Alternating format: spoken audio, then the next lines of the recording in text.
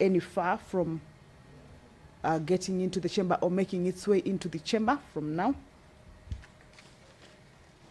Just to remind you is that being a Wednesday morning, the Senate has allocated this particular sitting for cabinet secretaries to appear before the chambers, or rather appear on the floor of the House to be able to respond to concerns that are on normal occasions forwarded to the ministry prior the cabinet secretary's appearance before the senators. And this morning, the cabinet secretary that is expected or had been invited to appear is the cabinet secretary for Interior and National Administration, Kipchumba Murkomen. We have seen that senators have already, or rather a few senators are already inside the chamber. Remember, the number that we are looking at is at least 15 senators for the House to be deemed to have quorated at the time the prayer is said and the chair taken. And if that is not present, then that means a bell will be on for the senators to at least hasten their steps from wherever they are. Perhaps they're running late or within the places of Parliament, but yet to make their way into the chambers to be able to just quicken their steps and join their colleagues in the chamber and enable the House attain that much needed quorum. Remember, if that quorum is not raised, then the House might risk being adjourned until the next sitting. And today being a Wednesday morning, if the cabinet secretary is around, then the House cannot risk to find itself being adjourned, and yet the cabinet secretary whom they had invited to appear before them has shown up. So we should be waiting to hear also from the Speaker whether the CS is around Parliament. And once the prayer is said and the chair taken, then the communication from the Speaker will also enable the CS to be ushered in. That is the aisle from the Speaker's office and leading into the Senate chambers. That is the path that the Speaker will be using, and also the procession of the Speaker will be using to head into the Senate chambers. And once the Speaker is in the chamber, then the House, or that will signal that the House is about to commence. The mess of the Senate will be ahead of the Speaker, just to lead the way into the chamber. I can see some activity at the aisle. That means that the Speaker is not so far away. This morning, if the Cabinet Secretary for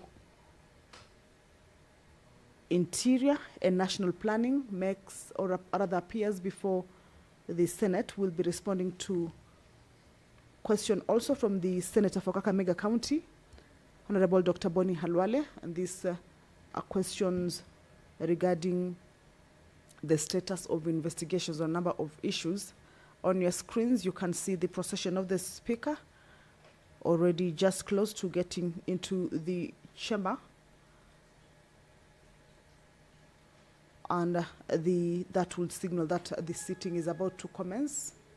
The Speaker of the Senate, Honorable Amason Jeffa Kingi, making his way into the chamber to preside over this morning's sitting. If the quorum is present at the time the prayer is said and the chair taken, the House will commence. But for now, allow me to hand you over for the commencement of the House sitting this morning. Good morning. Na tuombe. Ewe Mwenyezi Mungu, twakusihi tutazame kwa neema nyingi na baraka sisi watumishi wako ambao umeridhika kutuita kwa nyadhifa za uongozi katika jamhuri hii yetu. Twakuomba utuwajalie tuyatende na kufikia mambo yote atakayofikishwa mbele yetu kwa njia ya haki na uaminifu, ili kustawisha amani, ufanisi na heri ya nchi yetu na wale ambao haja zao umezikabidhi mikononi mwetu. Amen.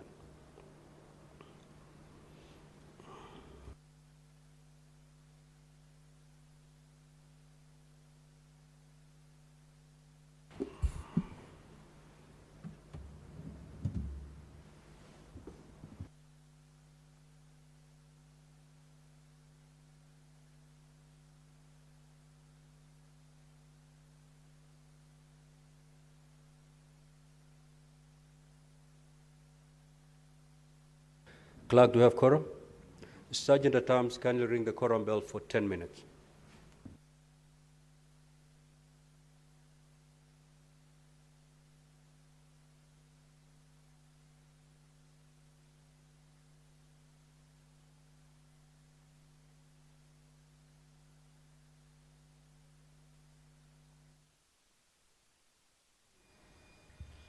So the prayer has been said and the chair taken. However, there is a quorum hitch at the commencement of the sitting of the Senate. And we have heard from the Speaker directing that the quorum bell be rung for 10 minutes. And this is as provided for in the House Standing Order, number 39 and 40. This is an allowance to the members of the Senate who are yet to get to the chambers to be able to haste in their steps and join their colleagues inside the chambers, and also enable the House attain that much needed quorum for the business that is lined up for consideration this morning to be able to be transacted. And we shall continue to take a look at the business that the senators will be transacting this morning. Being a Wednesday morning, as is the tradition, it is a sitting that is set aside for the cabinet secretaries to appear before the Senate and to be able to respond to a number of concerns that are usually forwarded to the ministries prior to the cabinet secretary appearance before the senators, of course, to be able to give a clear and comprehensive appearance before the senators, of course, to be able to give a clear and comprehensive response to the concerns or the matters that the senators raise with the ministry. So this morning, there is a full entry of questions. The cabinet secretary that is expected is the cabinet secretary for Interior and National Administration, Kipchumba Murkomen, and he will be the only cabinet secretary that the senators this morning have invited. But there are a number of questions, around 20 questions, that the cabinet secretary will be responding to if he is within the precincts of Parliament, and that will be later ushered into the chamber. The Senator for Kakamega County, Honorable Dr. Boni Halwale, will be asking or seeking to understand from the Cabinet Secretary on matters of investigations around the attack on Honorable Peter Salasia, the Member of Parliament for Mumias East constituency at Harambe Bukhaya Catholic Church in Mumias Town on the 12th of November, the year 2023. Also, the status of investigations regarding the violent altercation between rival groups at Bulimbo Primary School in Cholera Ward on 2nd December 2023 during the burial of the late Senator Godliver Nanjira Omondi, resulting in numerous injuries and significant damage to property. The member for Kakamega will also seek to understand from the Cabinet Secretary for Interior and National Planning on the status of investigation regarding the violent altercation between rival groups at Matungu constituency on 8th February, the year 2025, during the burial of the late Chief Agostino Odongo, resulting in numerous injuries and significant damage to property.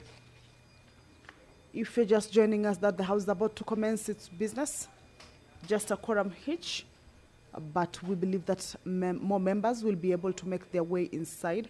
We're looking at around 15 senators. This is as provided for in the House Standing Order number 39 for the House to be deemed to have quorated. However, with the quorum bell on, that means that the quorum has not been attained. This is the time that the leadership of both houses, that is the whips, are required to whip their members to make their way into the chamber to be able to join the others and enable the House attain that quorum for the business to commence. But I've just seen the majority whip or rather the majority whip, that is Honorable Boni Halwale inside the chamber, as well as whip from the minority side, Nairobi City County Senator Honorable Edwin Sifuna inside the chamber. So perhaps there are no members within the precincts, but of course once they get to Parliament, they will be able to make their way into the chamber. The Senator for Kisumu County, Honorable Professor Tom Ojienda, also has a question for the Cabinet Secretary for Interior and National Administration, and this is regarding the status update on the operationalization of Kanyakwar location in Kisumu East Constituency, Obunga sub-location in Kisumu Central Constituency, and Kabonyo Kanyagwal Division in Nyando Constituency, all in Kisumu County, and also provide timelines for the full operationalization of the said units. Regarding the same question, or in that line, the Senator will also be seeking to understand from the CS whether the ministry has engaged members of the local communities on their needs and concerns regarding the operationalization process, particularly relating to the location of the divisional headquarters of Kabonyo Kanyagwal. That is the Honorable Senator for Bomet, Wakili Hilary Sigei, who has just walked in. The House is looking to correct. That means it should have at least 15 senators, and if that quorum bell is still on, then that means the quorum has not yet been attained. The majority leader is trying to find out whether those present inside are enough to have quorated or not yet. And of course, if the quorum is raised, then we shall, without any further delay, hand you over to the business for you to follow. The Senator for Makueni County, Honorable Daniel Manzo, also has a question for the Cabinet Secretary, who has been invited to appear before the Senate this morning, Honorable Kipchumba Murkomen. His question revolves around the measures the government is implementing to address and reduce the increasing cases of abductions across the country, whether the government is conducting investigations to establish who is involved in these abductions, and if so, whether there are any individuals or groups that have been held accountable so far. Also on the same breath, the Senator will also want the Cabinet Secretary to explain if there are any measures that the government has put in place to support the psychological and mental recovery of abduction victims, and if there are any financial compensation being provided to the victims or their families. The House is about to commence its business. Currently is a 10-minute quorum bell, owing to the lack of quorum for the sitting to commence. That means that more members are needed to get to the chamber. We can see that the position that the Cabinet Secretary is, or rather will be taking, has already been set up, and just waiting for the Cabinet Secretary to be ushered in and take his position. And of course, once the House commences, then he will be invited to take the stand and respond to these questions that the senators forwarded to his ministry and are looking for responses to. The Senator for Nairobi City County, Honorable Funa, also has a question this morning for the Cabinet Secretary for Interior and National Administration. And this question is regarding the reasons why police officers are traveling across the country to Nairobi County for the National Police Service Promotion Board interviews are never facilitated with transport and accommodation, despite the interviews being part of official duties.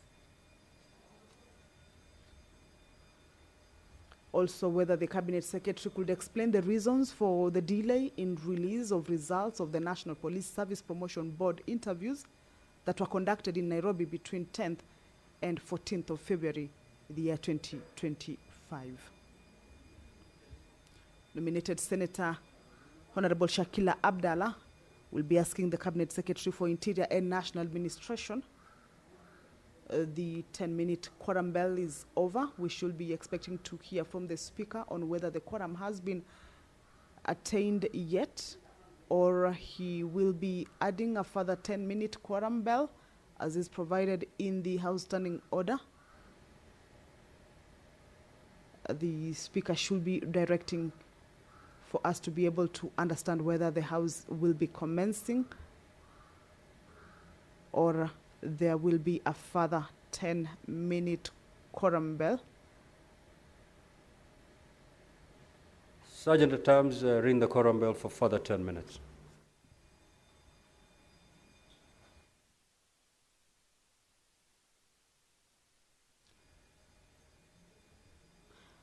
So that directive by the Speaker for the quorum bell to continue ringing for a further 10 minutes indicates that the House has not quorated yet. It is a Wednesday morning. Business that is lined up for consideration is engaging the Cabinet Secretary. This morning, the Cabinet Secretary that will be appearing before the Senate is Kipchumba Murkomen from the Ministry of Interior and National Administration. He will be the only Cabinet Secretary that the senators will be engaging this morning. But there is a full entry of questions from various senators. And as we wait for that quorum to be attained, we shall continue to take a look at some of the questions that the CS, once the House corrects, or if the House corrects, will be ushered in and respond to. The nominated Senator, Honorable Shakil Abdallah, will be seeking to understand on when will the current ban on night travel for public service vehicles, that is PSVs, along the Lamu, Witu, Garsen Road, which was imposed in July 2014 to curb terrorist attack, will be lifted. Also, if there are any measures that have been put in place to ensure a swift response to medical and security emergencies at night once the ban is lifted. And also, a follow-up on that question is whether the Cabinet Secretary could explain how the government has involved local communities and stakeholders in assessing the impact of the ban on the region's economy and transport sector.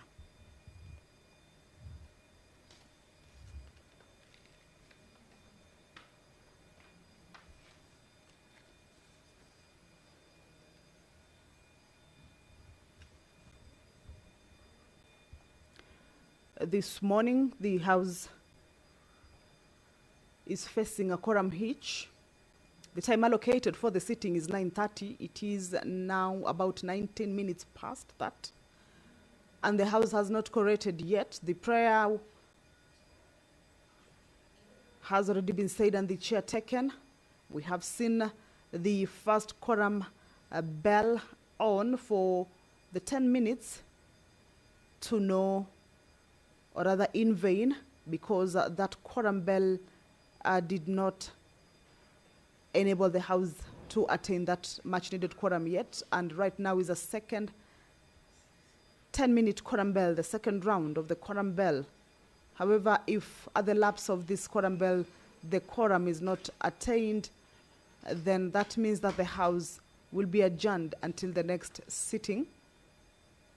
But this morning, being a Wednesday morning, the senators are expected or set to host the Cabinet Secretaries.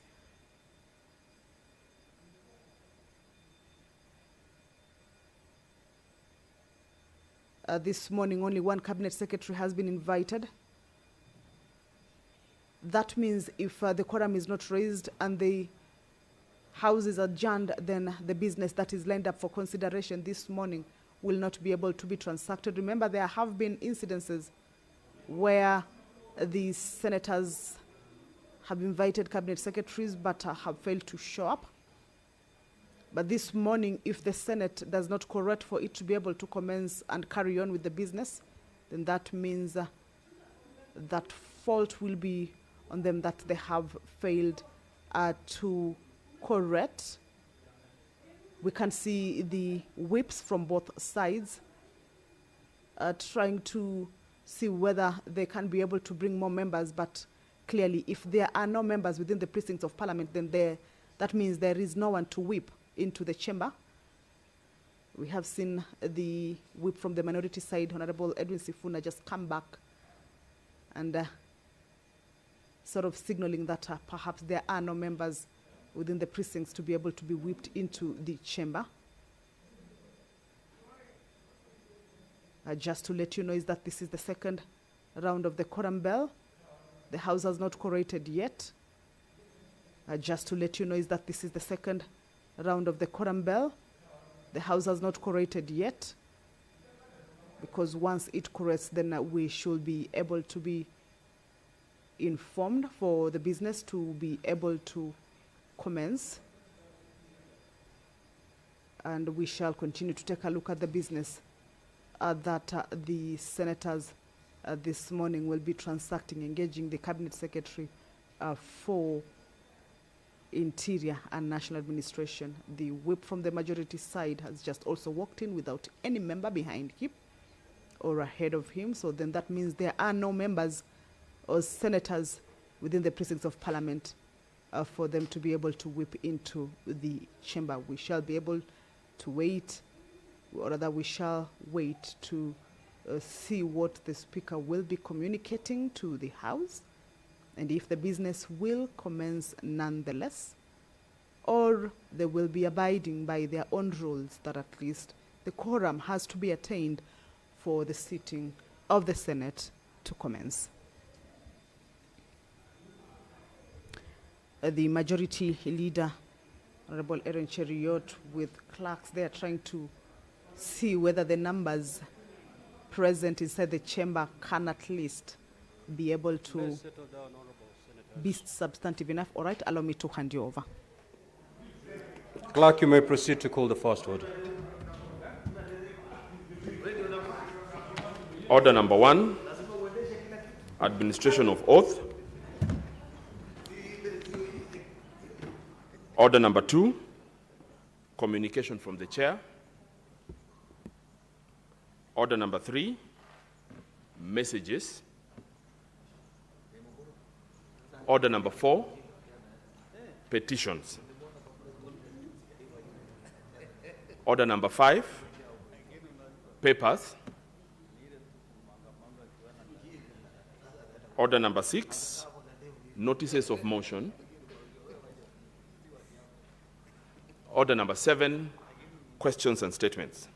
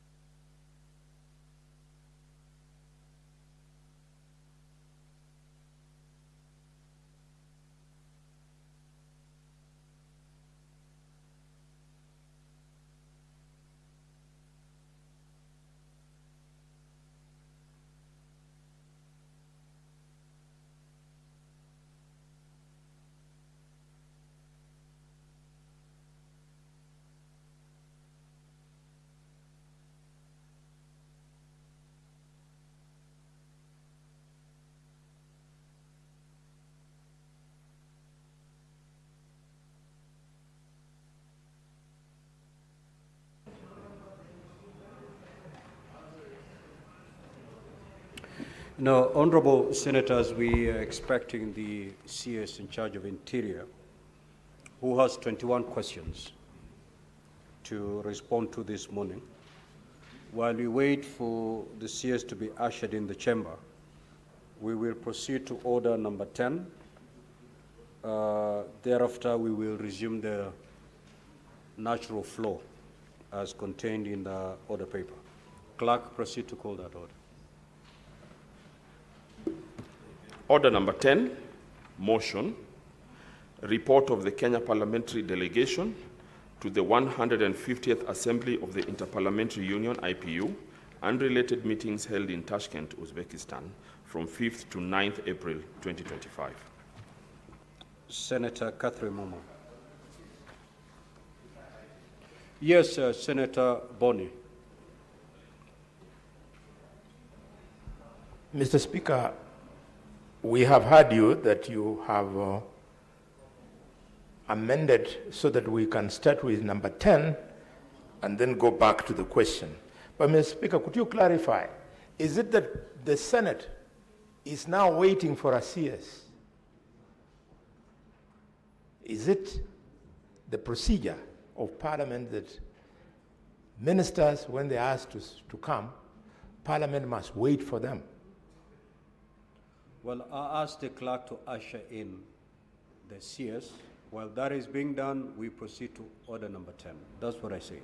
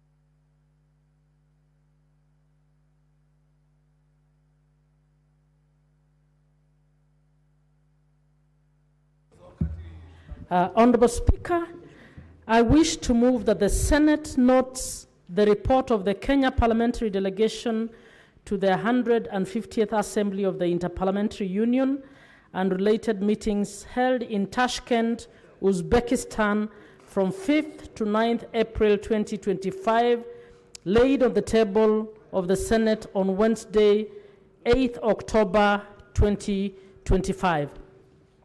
Honorable Speaker, this assembly, the IPU, the 150th Assembly of IPU was held in Tashkent. Honorable Senators, a very beautiful country, Uzbekistan. When we were going, we didn't know what this is all about, but Tashkent is one of the most beautiful cities that we went to in a very well organized meeting, and the debate focused on the overall theme of parliamentary action for social development and justice, and provided parliamentarians an opportunity to discuss topical issues including poverty reduction, decent work, social integration, increased participation of the population in decision making, among other issues. A number of resolutions were adopted, and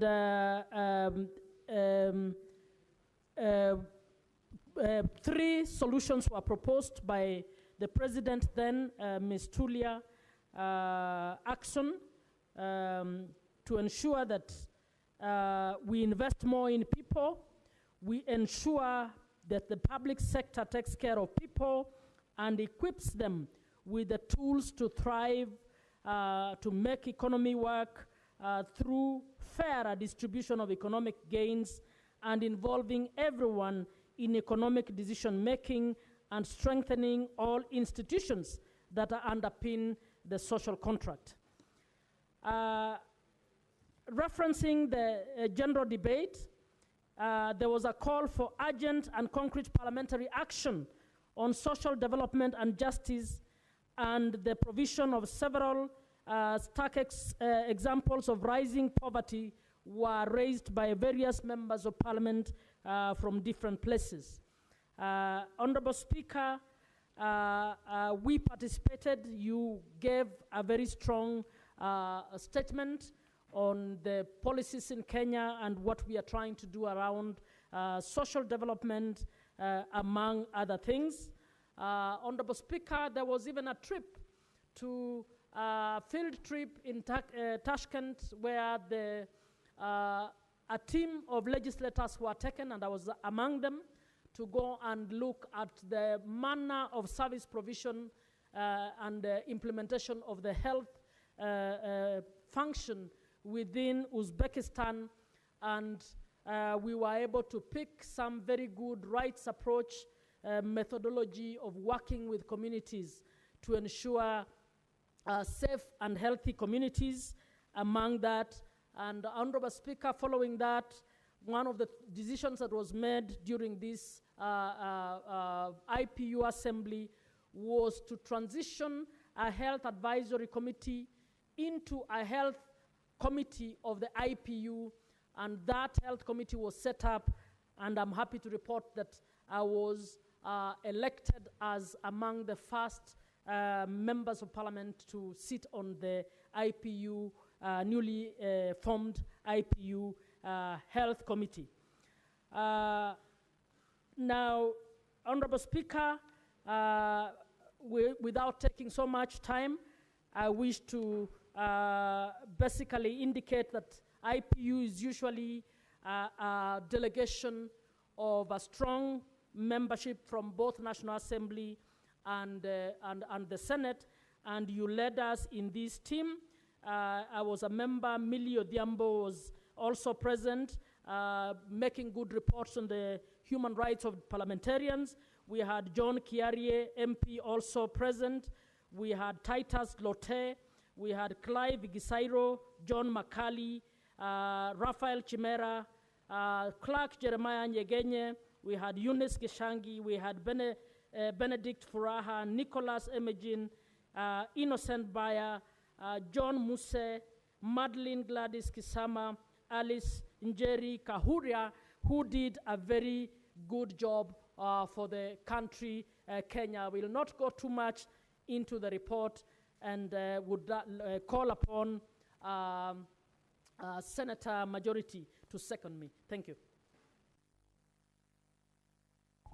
Mr. Speaker, sir, I rise to second this motion, which is a report of our Kenya parliamentary delegation to the 150th IPU and related meetings held in a city whose name Senator Halwale will easily swallow his tongue if he tried to mention, a place called Tashkent in Uzbekistan, from the 5th to the 9th of April 2025. Mr. Speaker, I appreciate each time when we send delegations out of Parliament and they bring a report. There used to be a practice in this House where sometimes, and this is as recent as last year, I'd be moving reports on this floor, Mr. Speaker, and we are getting reports of meetings that happened 2-3 years ago. I want to congratulate this team because this is a meeting that happened just in the month of July, barely 3 months ago, that you have your report ready and you're furnishing the House with the details of what you learned in comparable jurisdictions and what is important in this House. I want to challenge our colleagues that each time when the people of this country spend money on you by sending you to the far capitals of this world, it is for you to learn and bring that knowledge and have it implemented in our republic. And the only way that that knowledge can remain a secure record of transactions of happenings in this House, Mr. Speaker, is through reports such as this. Therefore, I want to congratulate Senator Catherine Muma as a leader of the delegation from the Senate for bringing this, Speaker, sorry, my apologies, Speaker. I don't intend to send you back to Kamale by taking away your very distinct role as a head of delegation in IPU. But Senator Catherine Muma has done justice by reminding me. Thank you. But I appreciate that 3 months after this delegation was in Uzbekistan, Mr. Speaker, we have a report and their findings. It is my sincere hope, Senator Muma and your team, that the lessons learned in here will be translated then further in the deliberations of your committee, that the lessons learned in here will be translated then further in the deliberations of your committee, particularly as members of Justice and Legal Affairs Committee, where you serve alongside other eminent colleagues of this House. With those many remarks, Mr. Speaker, I beg to second. Honorable Senators, I'll now proceed to propose the question. that the Senate knows the report of the Kenya Parliamentary Delegation to the 150th Assembly of the Interparliamentary Union IPU and related meetings held in Tashkent over extent from the 5th to the 9th of April 2025 and laid on the table of the Senate on Wednesday, 8th of October 2025. The floor is open for debate. Senator Boni. Why IPU was founded was to further, Mr. Speaker, amongst other things, democracy in the community of nations of the world. Mr. Speaker, I congratulate Senator Catherine Muma for participating in this very important conference together with our colleagues. And because we have no other way we can express some of these things, if indeed IPU was about the greater role of democratizing within communities of the world, I urge the IPU to up their game, to find the strength to speak to African leaders. Mr. Speaker, today we are seeing presidential elections in African countries being conducted by the sitting presidents in office who give no role to the electoral commissions in their countries. In the process, Mr. Speaker, their opponents are locked out of the race, their opponents are arrested, their opponents are detained, their opponents are abducted, their opponents are even killed, Mr. Speaker. The IPU must take over the role of the African Union, because the African Union, instead of speaking to this, they are busy congratulating their colleagues. The African Union has now become a talk shop, a special club for African presidents to protect each other. Mr. Speaker, we know of recent elections in Africa where senior African politicians have witnessed elections in their countries from prison, charged with treason, Mr. Speaker. Mr. Speaker, we know of African countries where thousands of citizens have been killed. We know of African countries where Kenyans are being harassed in their hotels, in their businesses, in those countries, because they are being suspected to be the ones who are responsible for the unrest. Africans should know that Kenyans are very hard-working people. When they go to their countries, they are looking for business. They are not going there to play politics. I would like, at least as far as Kenya is concerned, our government to protect Kenyan citizens in such a countries where they are currently being harassed, Mr. Speaker. Mr. Speaker, when I see the kind of business that African countries lose because of this instability, I say, how I wish the standing orders of Parliament of Kenya could be changed so that we could do substantive debate on this very, very serious issue, Mr. Speaker. Mr. Speaker, for some of us, our communities cut across nations. For example, if you take the Kenyan Somali, his relatives are in Somalia, his relatives are in Ethiopia. So when unrest takes place in those two countries, the Kenyan Somali is expected to keep quiet. Similarly, the Luos, the Maasais, they are in Kenya, They are in Tanzania. When their relatives face this kind of atrocities, we are supposed to keep quiet. Similarly, the Luhyas and Tesos, our relatives are in Uganda. And when these things happen, we are supposed to keep quiet. Maybe we should change standing orders so that African parliaments can boldly debate the nonsense that is going on where the African Union has failed. I support. Senator Maanzo.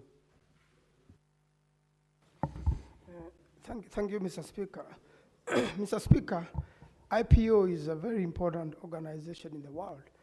And just as Senator Halwale had observed, it could be useful in advice and in guiding in many principles that members of parliaments all over Africa and many other parts of the world could advise governments, Mr. Speaker, or could influence politics, Mr. Speaker, in a certain way. Mr. Speaker, what has been happening in the world currently is very unique. The situation in the Sudan, Mr. Speaker, the violence in Tanzania, what we have seen in Nigeria, Mr. Speaker, Christians butchered in churches, yet it is reported that Muslims are killed more than Christian, and promptly the American government to want to intervene and bring, these groups which kill people, to an end. Mr. Speaker, IPU could help resolve these matters. I believe all these countries, their members of parliament attend IPU, and part of bringing peace into the world or giving suggestions and influencing politics of the world, Mr. Speaker, for the betterment of it, is that sharing and experiences and the best practices, Mr. Speaker, could improve the situation. I believe the best practices of politics could make the world better, because, Mr. Speaker, seems the world is led by politicians. Politicians influence what happens in many situations. I've seen the report of observers, and part of our members of parliament went to observe elections in Tanzania, Mr. Speaker. They have brought back very interesting scenarios whereby the citizens decided to attack properties belonging to politicians. They thought it causes strain in these particular countries. And Mr. Speaker, that's something to be learned by ourselves and by many parliaments of the world. When citizens decide to target certain people and destroy their properties completely, former presidents, influential people in parliament, influential people of political parties, they target just that particular family, Mr. Speaker. It's a very sad situation, Mr. Speaker. And in a situation whereby politics destabilize a country, Mr. Speaker, innocent people suffer, like the case in the Sudan now. You see families running away, families having lost their residence, families, divided and the people lost. Mr. Speaker, I believe there are members of the Parliament of Sudan who probably come to IPU and could have shared experiences in different places of the world. And Mr. Speaker, we could reduce the suffering of the people through parliaments, Mr. Speaker, and through members of parliament when they share their experiences. Political parties and how politics are conducted, Mr. Speaker, is very interesting. Quite a number of our very good friends have lost their nominations in Uganda, and most of them were targeted, the ones in cabinet and are also in the House. And in the same political party, Mr. Speaker, they decide, we are not nominating you. It is time for you to go home. And these people move to independence and resist and want to go back to the people, while the people are telling them, please take a little bit of rest. We compare somebody else that maybe we'll have you in the future. And I believe these experiences, Mr. Speaker, while shared, each one of us will learn something from another member of parliament from another country. And every time there are international gatherings, members of parliament really share their experiences on politics, on development, and how generally a country gets affected when politicians or political parties take certain decisions. Our own experience here, Mr. Speaker, with the death of the Right Honorable Raila Odinga, everything, Mr. Speaker, seems to have gone back to the drawing board.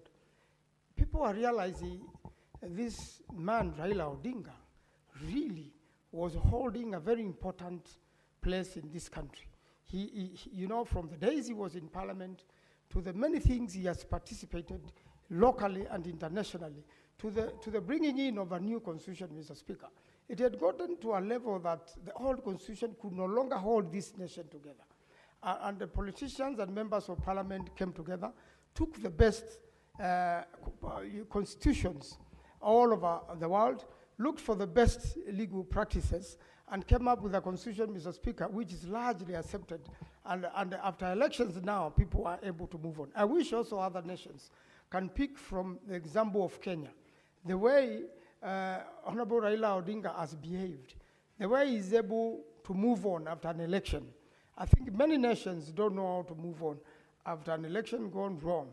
He was able to bring the country together, bring peace to a country. And Mr. Speaker, when you travel around, you are able now to appreciate how important peace is in a country. Mr. Speaker, in a country where you cannot drive at night, where there is a curfew. Mr. Speaker, in a country where people who want to travel are stranded in airports, or because of politics, or because of decisions made by politicians, decisions taken at parliaments, it makes us now begin having the sense that there is, you know, the country is bigger than us, and that the positions we hold in this country go a long way to, you know, to make other Kenyans, or to determine the destinies of other people. And I believe with all the experiences shared from this particular IPU meeting, we want to learn from those who participated, pick their experiences, and make the world a better place. I thank you, Mr. Speaker. I support. Senator Esther Akanyuri. Thank you, Mr. Speaker. I also wish to support this report by Senator Muma. Senator Muma and your team, I hope you enjoy it, because this country is known for its hospitality towards visitors who are visiting their country. Mr. Speaker, when you actually look at the resolutions made in that 150th Assembly, they were very serious resolutions, which I feel if the members who participated in that can bring back some, can hear, and we're able to implement, we will be going a long way in shaping the country the way we would wish to see the future generations that are coming look at it. Mr. Speaker, look at the issue of youth empowerment. You know, we talk about youth day in, day out. Yesterday we were discussing about providing internship opportunities to young people in an easy way, and a way that they are remunerated in a way that they can also appreciate that they are giving service to this country, Mr. Speaker. And when you actually look at the wider discussion on empowering young people first need to be put in avenues where they can also give their decisions and be part of the decision-making process, Mr. Speaker. I know we have the youth parliament in other countries, Mr. Speaker. That's an idea we also need to think about in Kenya. With the youth parliament, we'll be giving young people room for dialogue so that they also grow their skills in shaping leadership in the issues I'm picking from the assembly that happened. The other issue, Mr. Speaker, is on women empowerment.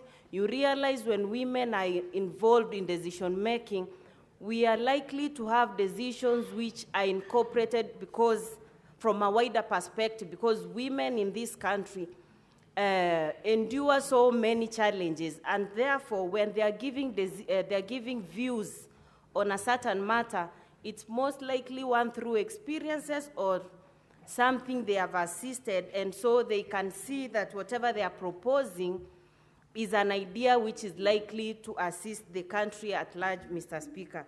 Mr. Speaker, that country also has largely invested on, you know, they have a slogan that is from poverty to prosperity. Mr. Speaker, as members of parliament, one of the main reasons we are here is to put laws which are meant to enable ordinary citizens at least support themselves in whatever economic activities they are engaging in. We need to make it deliberate that we want to alleviate poverty through putting legislation that is favoring such kind of activities, Mr. Speaker. And finally, the issue on climate change. That is a discussion we've had, and there have been attempts to urge the general public to engage in tree planting. Mr. Speaker, I'm yet to see if Kenyans largely have taken it up, because now I think people are looking at it like an activity which just happens one day, and we call it a day. We need to change our culture so that this is in us. We are participating not for commemorating a specific day, Mazingira Day, but every single day we need to look at how we can protect the environment so that we are in a society which is conducive for everybody, Mr. Speaker. And finally, investing in people, Mr. Speaker, investing in people, more especially vulnerable groups, because those are the ones who are not able to fend for themselves, the persons with disability, the young people, the senior citizens, where social protections comes in, Mr. Speaker.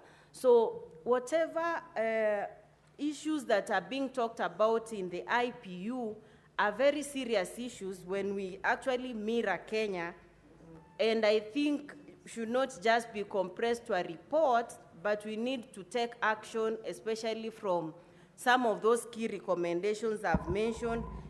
You can even see they were talking about responsible artificial intelligence. You know, that is where we are now. And we cannot fight such. We only need to look at how to use artificial intelligence responsibly to shape narratives, to even shape the way we are manufacturing content, and so many other things, Mr. Speaker.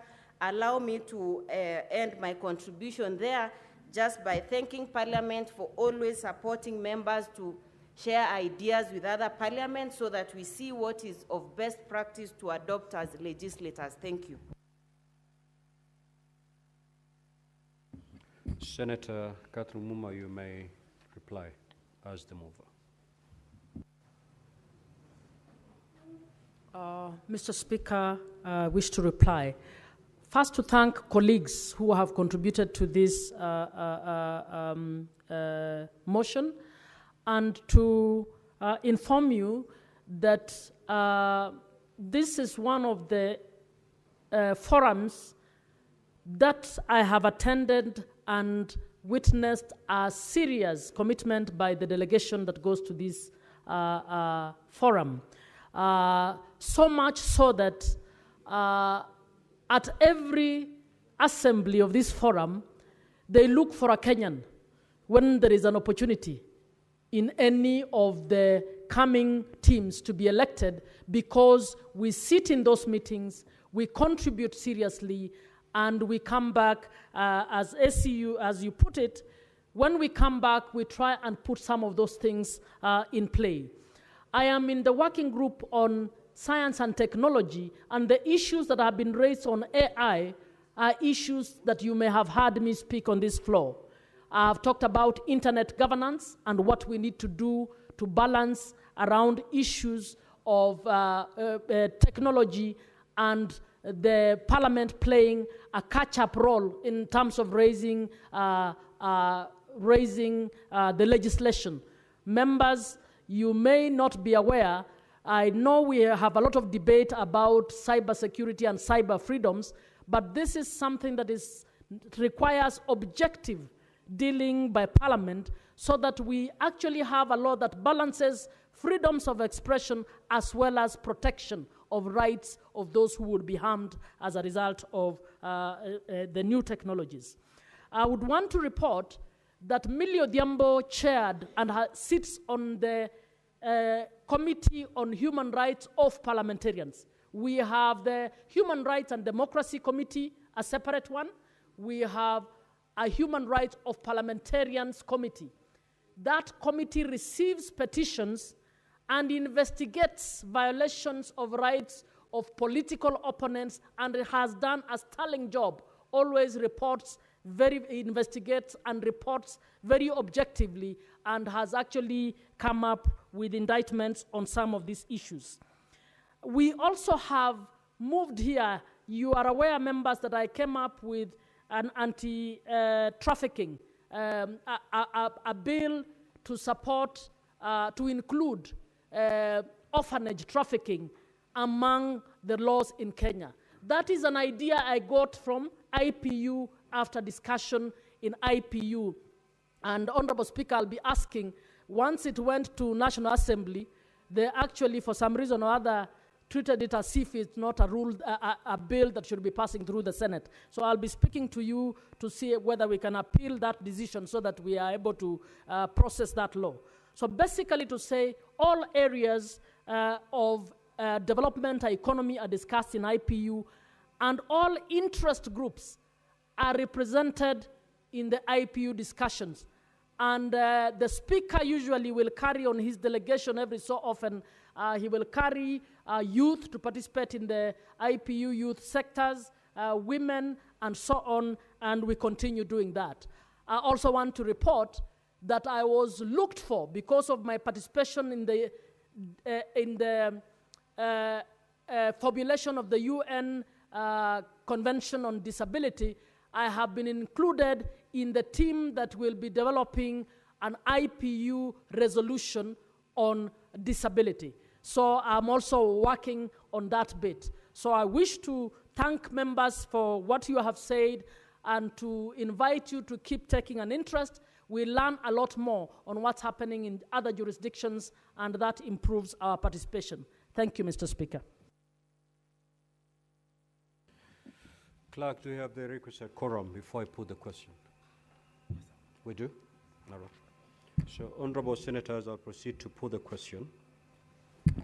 That the Senate notes the report of the Kenya Parliamentary Delegation to the 150th Assembly of the Interparliamentary Union IPU and related meetings held in Tashkent, Uzbekistan from the 5th to the 9th of April 2025, laid on the table of the Senate on Wednesday, 8th of October 2025. Will as many as of that opinion say aye? Aye.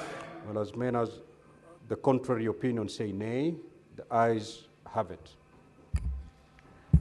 Now, honorable senators, we will now go back to questions. I'm informed the CS is already in the House. Honorable CS, welcome to the Senate once again. Now, honorable senators, we have 21 questions. These 21 questions are to be responded to between now and 1:15 p.m. So that means we will be allocated. These 21 questions are to be responded to between now and 1:15 p.m. So we will be allocating time per question. If you look at your clock, we have about less than 3 hours to receive response to those 21 questions. So I'll be limiting the time per question so that we cover all these 21 questions. Now, we will start with question number 13 by the Senator for Kirinyaga, who seems to have 3 questions to ask the CS. So, Senator Murango, the floor is yours. You may proceed to ask the question.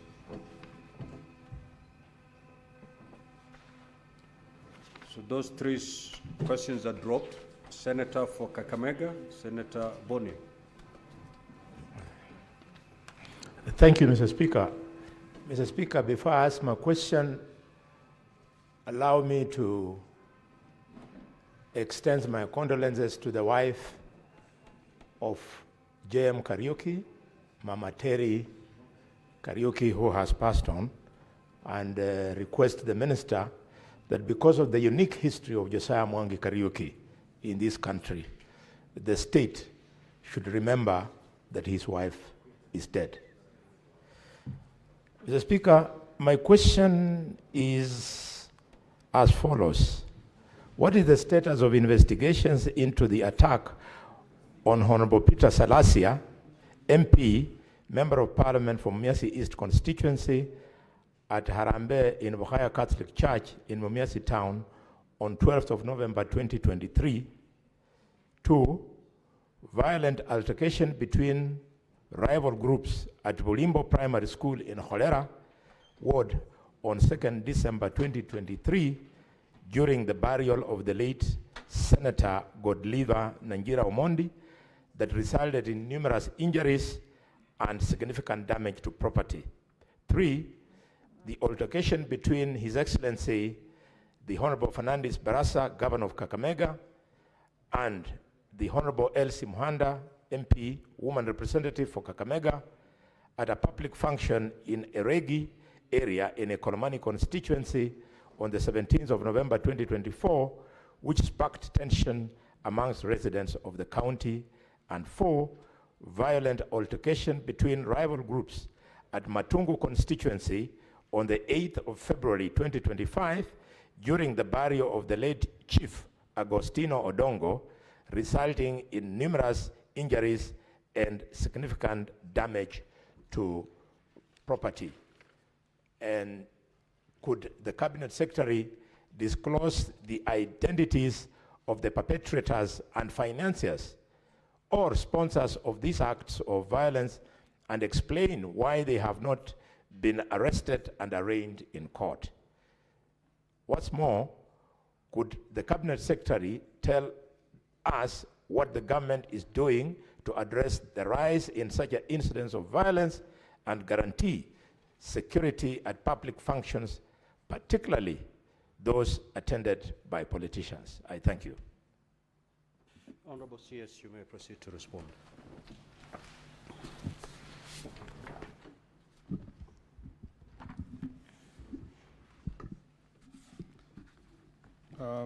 Thank you very much, Mr. Speaker. Once again, I'm very happy to be here and to respond to questions by honorable senators. Mr. Speaker, with your permission, I have looked at the statements or requests for questions. And so, with your permission, Mr. Speaker, if you may allow me 3 minutes to do an introductory overview of the issues that touch on policy issues, so that when I answer directly, I will just focus on the incidences, specific incidences for every county and for every senator. Mr. Speaker, it's again my singular honor to appear before this August House to shed light on issues that members have asked us on behalf of the people of Kenya. By doing so, we remain accountable and transparent in our operations, policies, and decisions as demanded by the Article 153.3 of the Constitution. In our actions and undertaking, fidelity to the Constitution is always guiding principle. The country is calm, peaceful, and stable. Over the past 7 months, however, we have faced sporadic issues of infiltration of peaceful demonstrations, banditry, land disputes, and resource conflicts. We have also faced service delivery challenges attributable to budgetary shortfalls. The prevalence of these challenges in the wider society are reflected by the questions the honorable senators have been seeking clarification in the past few months. One of the security issues that has captured the attention of the public lately is the violence perpetrated by border or through border operators, especially torching of vehicles in road traffic accidents. This is the very issue that has been raised by Senator of Tarakaniti and Senator Mwenda Kataya. Mr. Speaker, as you may be aware, we have just returned from our 47 counties tour under the Jukwaa la Usalama banner, where we engage members of the public and security stakeholders on security issues and service delivery challenges at the grassroots. The forum revealed concerns that criminal elements have infiltrated the border sector across the country. It's a complaint in almost every county, Mr. Speaker. The issue is particularly prevalent in Western, Nyanza, and Nairobi counties. The border sector remains a vital pillar of Kenya's transport economy, providing employment and livelihood for thousands of youths nationwide. However, its rapid growth with minimal regulation has led to disorder, lawlessness, and rising insecurity associated with unregistered and unidentified riders. I think it's Senator Bonde Kalwale who has been working on something also on the same subject.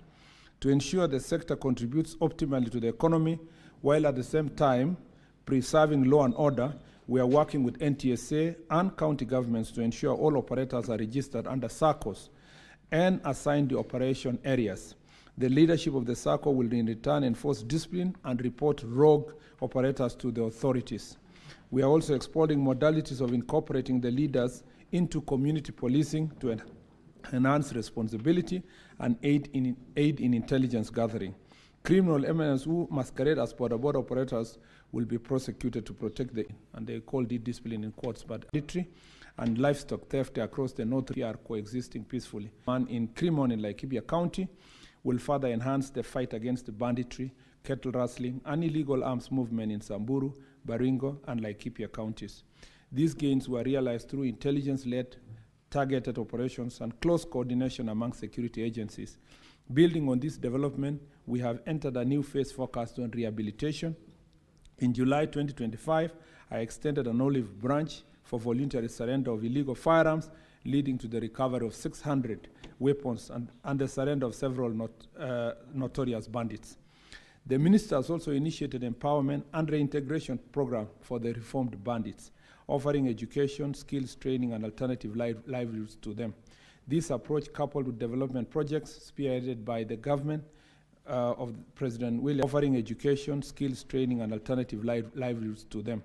This approach, coupled with development projects spearheaded by the government of President William Ruto, is transforming the North Rift and ensuring we are on the path to lasting peace and prosperity. In the Upper Eastern, the northern part of the Meru County, especially Igembe North, Mutwati, Igembe Central, Tigania East, Tigania West, Buru East, and Buru West sub-counties, they have a long-time experience. They have had a long-time experiences of banditry and cattle rustling. Following the deployment of additional security personnel and equipment in the last 2 years, the challenges have been largely contained, except of a few challenges here and there. To sustain the gains and eliminate threats in the long term, we are enhancing the role of national police reservists, constructing security roads, and engaging communities for better management of grazing rights, grazing and water rights. Mr. Speaker, in our urban areas, we have dismantled organized criminal gangs such as Panga Boys, Wakaliwao, Confirm, Gaza, 42 Brothers, among others, and who had terrorized the residents through mugging, extortion, and drug trafficking. Through multi-agency intelligence-driven operations, these networks have been disrupted, their leaders apprehended, the law and order restored in cities like Mombasa, Nakuru, and Kisumu. Working with local administrators and communities, we have reclaimed the neighborhoods once ruled by fear. Public spaces now are safer. On to this question specifically, especially the one that has been asked by the Honorable Senator for Kakamega, so that we make progress. Otherwise, with the 21 questions, we may not even go halfway if we proceed with the manner in which you have started. Mr. Speaker, why I asked your permission was that instead of infusing all these answers to the different questions, so that I just don't need to explain the other issues, I decided to summarize it in an introduction, which I only remained with 1 page. Then when I go to his question, I'll just ask specific incidences without going back to the policy issues. So you're saying I have only 1 page. Your statement is a response to all the policy issues across all the questions, Mr. Speaker. So and I have only 1 page to go, and then I go to the specific questions. So, Mr. Speaker, where was I? So, yes, the minister has also accelerated. No, I was almost here. These modernization plans include the introductions of digital occurrence book systems, installation of CCTV cameras within and around police facilities, and the integration of data management systems to enhance transparency, accountability, and real-time coordination in police operations. Following the Jukwaa la Usalama engagements, we have set in motion reforms in our institutions, particularly the National Police Reserves, Police Service. We have also developed a policy framework on transfers and promotions, ensuring that no police officer serves in the same station for more than 3 years to enhance accountability and professionalism. More reforms are underway, Mr. Speaker, touching on welfare, resource allocation, adequate fuel allocation, improved mobility, continuous capacity building, and modernization of police infrastructure. We are also at the advanced stage in the development of model police station in a bid to strengthen service delivery. In the same spirit, we have rolled out comprehensive reforms within the National Government Administration Office framework. An elaborate scheme of service has been developed to guarantee career progression, supported by structured training and retaining programs to enhance administrative competence and leadership in all levels.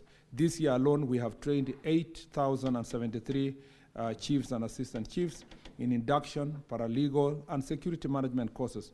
Besides, 804 assistant county commissioners have been trained in and awarded diploma in public administration certificates.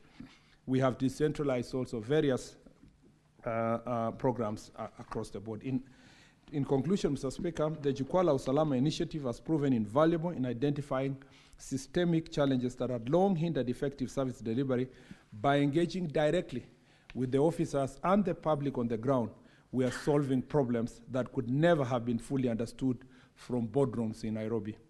So some of the far-reaching operational and policy changes arising out of the Jukwaa forums will need a support of Parliament. Dear Honourable Senators, for your consideration.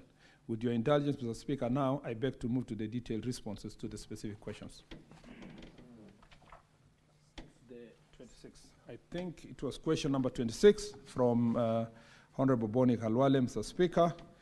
And to save time and considering the number of questions, I will not repeat the question itself. I'll just go straight to answering part A, which is the status of investigations into attack on Honorable Peter Salasha, MP at Harambe Buhaya Catholic Church in Mumias Town on 12 November 2023. Mr. Speaker, the Member of Parliament for Mumias East constituency, Honorable Peter Salasha, attended Harambe of Buhaya Catholic Church in Mumias Town on 12 November 2023. The event, organized by the Western Region Members of Parliament Caucus, was presided over by the Right Honorable Speaker of National Assembly, Honorable Moses Masika Wetangula. However, Honorable Peter Salasha was attacked by a rival of a group of young men when he was invited to address the congregation, resulting in a fracas that led to his injuries. He reported the matter on at Mumias Police Station, where it was recorded in the occurrence book under entry number 23 of 2020 of 23 of December 23/12/11/2023 at 2:25 p.m. He was advised to seek medical attention and complete a P3 form, a copy of which was provided to him. However, despite being invited by the investigating officer, the complainant, Honorable Peter Salasha, is yet to return to provide his statement to the police. As a result, the case remains pending under investigation due to complainant's failure to record his statement. On part B, Mr. Speaker, status of investigations into violent altercations between rival groups at Bulimbo Primary School in Holera Ward on 2nd December 2023. Honorable Speaker, the funeral of the late Honorable Godliver Omondi, may she rest in peace. We served together in this house with Senator Boni Khalwale and Godliver. A nominated member of the County Assembly of Kakamega then was held on 2nd December 2023 at Bulimbo Primary School grounds. The event, attended by senior politicians, concluded peacefully at approximately 5:30 p.m. No incidents of violence or injuries reported or reports were made to the police in connection with the event. Part C, the status of investigation into altercation between Honorable FCPA Fernandez Baraza, OGW, Governor of Kakamega County, and Honorable Helsi Muhanda, Women Representative of Kakamega County, on 7th November 2024. Honorable Speaker, on 6th November 2024, Honorable Elsie Muhanda took to the podium to address mourners at a funeral in Imalamba, Eregi. However, her remarks reportedly provoked supporters of the Governor Barasa, leading to a commotion. A brief altercation ensued between the two groups, prompting police intervention, which swiftly restored order and prevented destruction of property. One individual who sustained minor facial injuries reported the incident, which was booked in 16/7/224 at Eregi police station. Despite police efforts, the injured individual declined to provide formal statement, and as such, the case remains pending under investigations. D, the status of investigations to violent altercations between rival groups in Matungu constituency on 8th of February 2025. Honorable Speaker, there was a violent altercation between rival groups at Matungu constituency on 8th of February 2025 during the burial of the late Chief Agostino Odongo, resulting in numerous injuries and significant damage to property. Mr. Felix Omutala, who was allegedly attacked by a group of 4 individuals, complained of assault, prompting the Director of Criminal Investigations officers from Mumias West to commence investigations. One suspect was arrested and arraigned in court under the file number 925/3025. The other 3 suspects were still tracked by the police for arrest and subsequent arraignment in court. Additionally, inquiry file number 01/2025 was opened at Kakamega County DCI headquarters regarding offenses committed during the burial. The file has been forwarded to ODPP for review and further action. In fact, Mr. Speaker, let me say this, that it was as a result of this funeral that I addressed the country on this behavior of using goons in public functions. And Mr. Speaker, the resolution we made in Kakamega during the Chikwala Usalama was that Western region, particularly Kakamega County, needed more attention of the DCI officers in apprehending and arresting these characters. Mr. Speaker, because of the efforts we put in place from February, that's the kind of incidences such as the one that happened in Matungu, Mr. Speaker, have come down in Kakamega generally, and particularly in Mumias area, where the public meetings have been impossible to contain because of the kind of violent mobilization that political leaders engage in.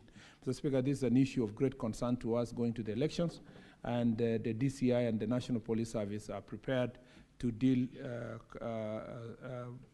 very well or decisively on this issue, Mr. Speaker, and it is something that we are alive to and we continue to monitor. Disclosure of identities of financiers of violent acts and their legal status. Mr. Speaker, due to the sensitive nature of ongoing investigations, we are currently unable to disclose the names of the suspects to avoid jeopardizing the process. However, intelligence gathering so far has identified key financiers behind these violent acts, and investigation to uncover additional suspects have made significant progress.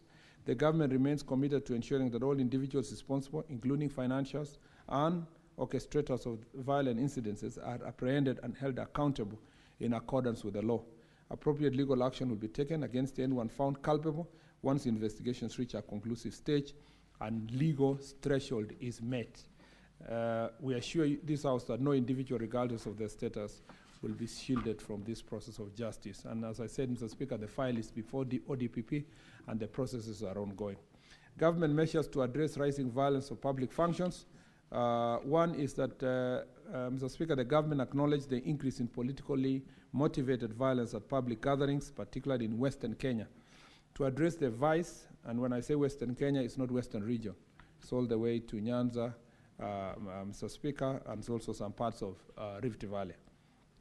Mr. Speaker, to address the vice, the following measures have been implemented at public gatherings to prevent violence and ensure public safety. In addition to uniformed officers, undercover teams are discreetly stationed within crowds to gather intelligence, monitor activities, and identify individuals inciting unrest. Well, we may be doing this, Mr. Speaker, but there is not enough police officers in this country to be monitoring every public function, every funeral, every church arambe, every public function that happens. So it's important that we deal with the key perpetrators so that we can, Mr. Speaker, stem this rise criminal activities during public functions. Strict legal action, investigations to suspects, including politicians accused of inciting violence, are at advanced stage. Appropriate legal action will be taken against individuals found guilty of orchestrating such incidents. Public awareness and preventive measures. The government is working with community leaders, political parties, and law enforcement agencies to promote peaceful coexistence and de-escalate tensions at public events. Lastly, Mr. Speaker, the government remains committed to ensuring that the safety of all citizens and holding perpetrators of violence are accountable. We continue to work closely with law enforcement agencies, intelligence units, and community stakeholders to mitigate politically instigated violence and uphold the rule of law. I thank you, Mr. Speaker. Honorable Boni, do you have any supplementary question? Yes, Mr. Speaker. Mrs. Cut out for him. As a former colleague in this House, I believe the minister wants to succeed, and we're going to support him. But, Mr. Speaker, these instances took place, Minister, as far back as 2023, and you're telling us you're still investigating a case where the financer hires school buses, recruits goons, they are carried in these school buses to a function, the goons start the violence, videos are taken, they are arrested, and the financer secures their release. For information, Mr. Speaker, the financer is the governor of Kakamega. Why is the government shielding a criminal who is promoting this violence?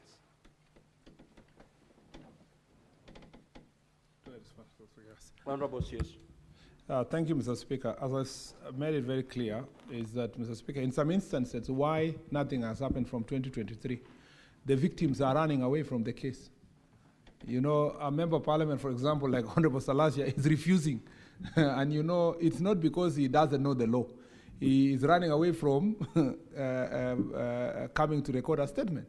So the DCI cannot again arrest the victim so that they can cooperate, so that, you know, we can investigate the people. So, Mr. Speaker, there are challenges here. Sometimes, Mr. Speaker, political leaders think that they are weak if they pursue a case to its conclusion, because they think that if they go to a dock and or a witness stand, Mr. Speaker, and they are now narrating how they were beaten, they think that their constituents will consider them a weak person. So sometimes they drop these cases, and so, Mr. Speaker, there's very little we can do. However, I agree with Honorable Boli Kalwale that our work is cut out, and it's unfortunate that leaders who we expect to assist us to de-escalate acts of violence are the ones who are organizing, Mr. Speaker, their goons and you know, the so-called bouncers, Mr. Speaker, to public functions, making it very difficult. You know, when we were in the Jukwala Usalama in Kakamega, the county and the county security team are saying they dread when they hear that there is a high-profile funeral by maybe a senior person like the chief that happened in the former chief that happened in Matungu, because they know that that weekend will be very difficult in terms of deploying so many officers to one function. So, Mr. Speaker, we agreed that it is important for us leaders to escalate this behavior. How here to before this House that Honorable Governor Barasa was involved in any way. Mr. Speaker, as the DCI said that the investigations are still ongoing, we'll stand with that. And Mr. Speaker, you know, you must take it. You must take, when Honorable Boni Kalwale mentions the name of his own governor, you must take it with a pinch of salt, Mr. Speaker, because just like his governor, Honorable Boni Kalwale is also fighting to be a governor in Kakamega. So we take his statement with a pinch of salt. Thank you, Mr. Speaker. Senator Fomeru, you may proceed to ask question number 072.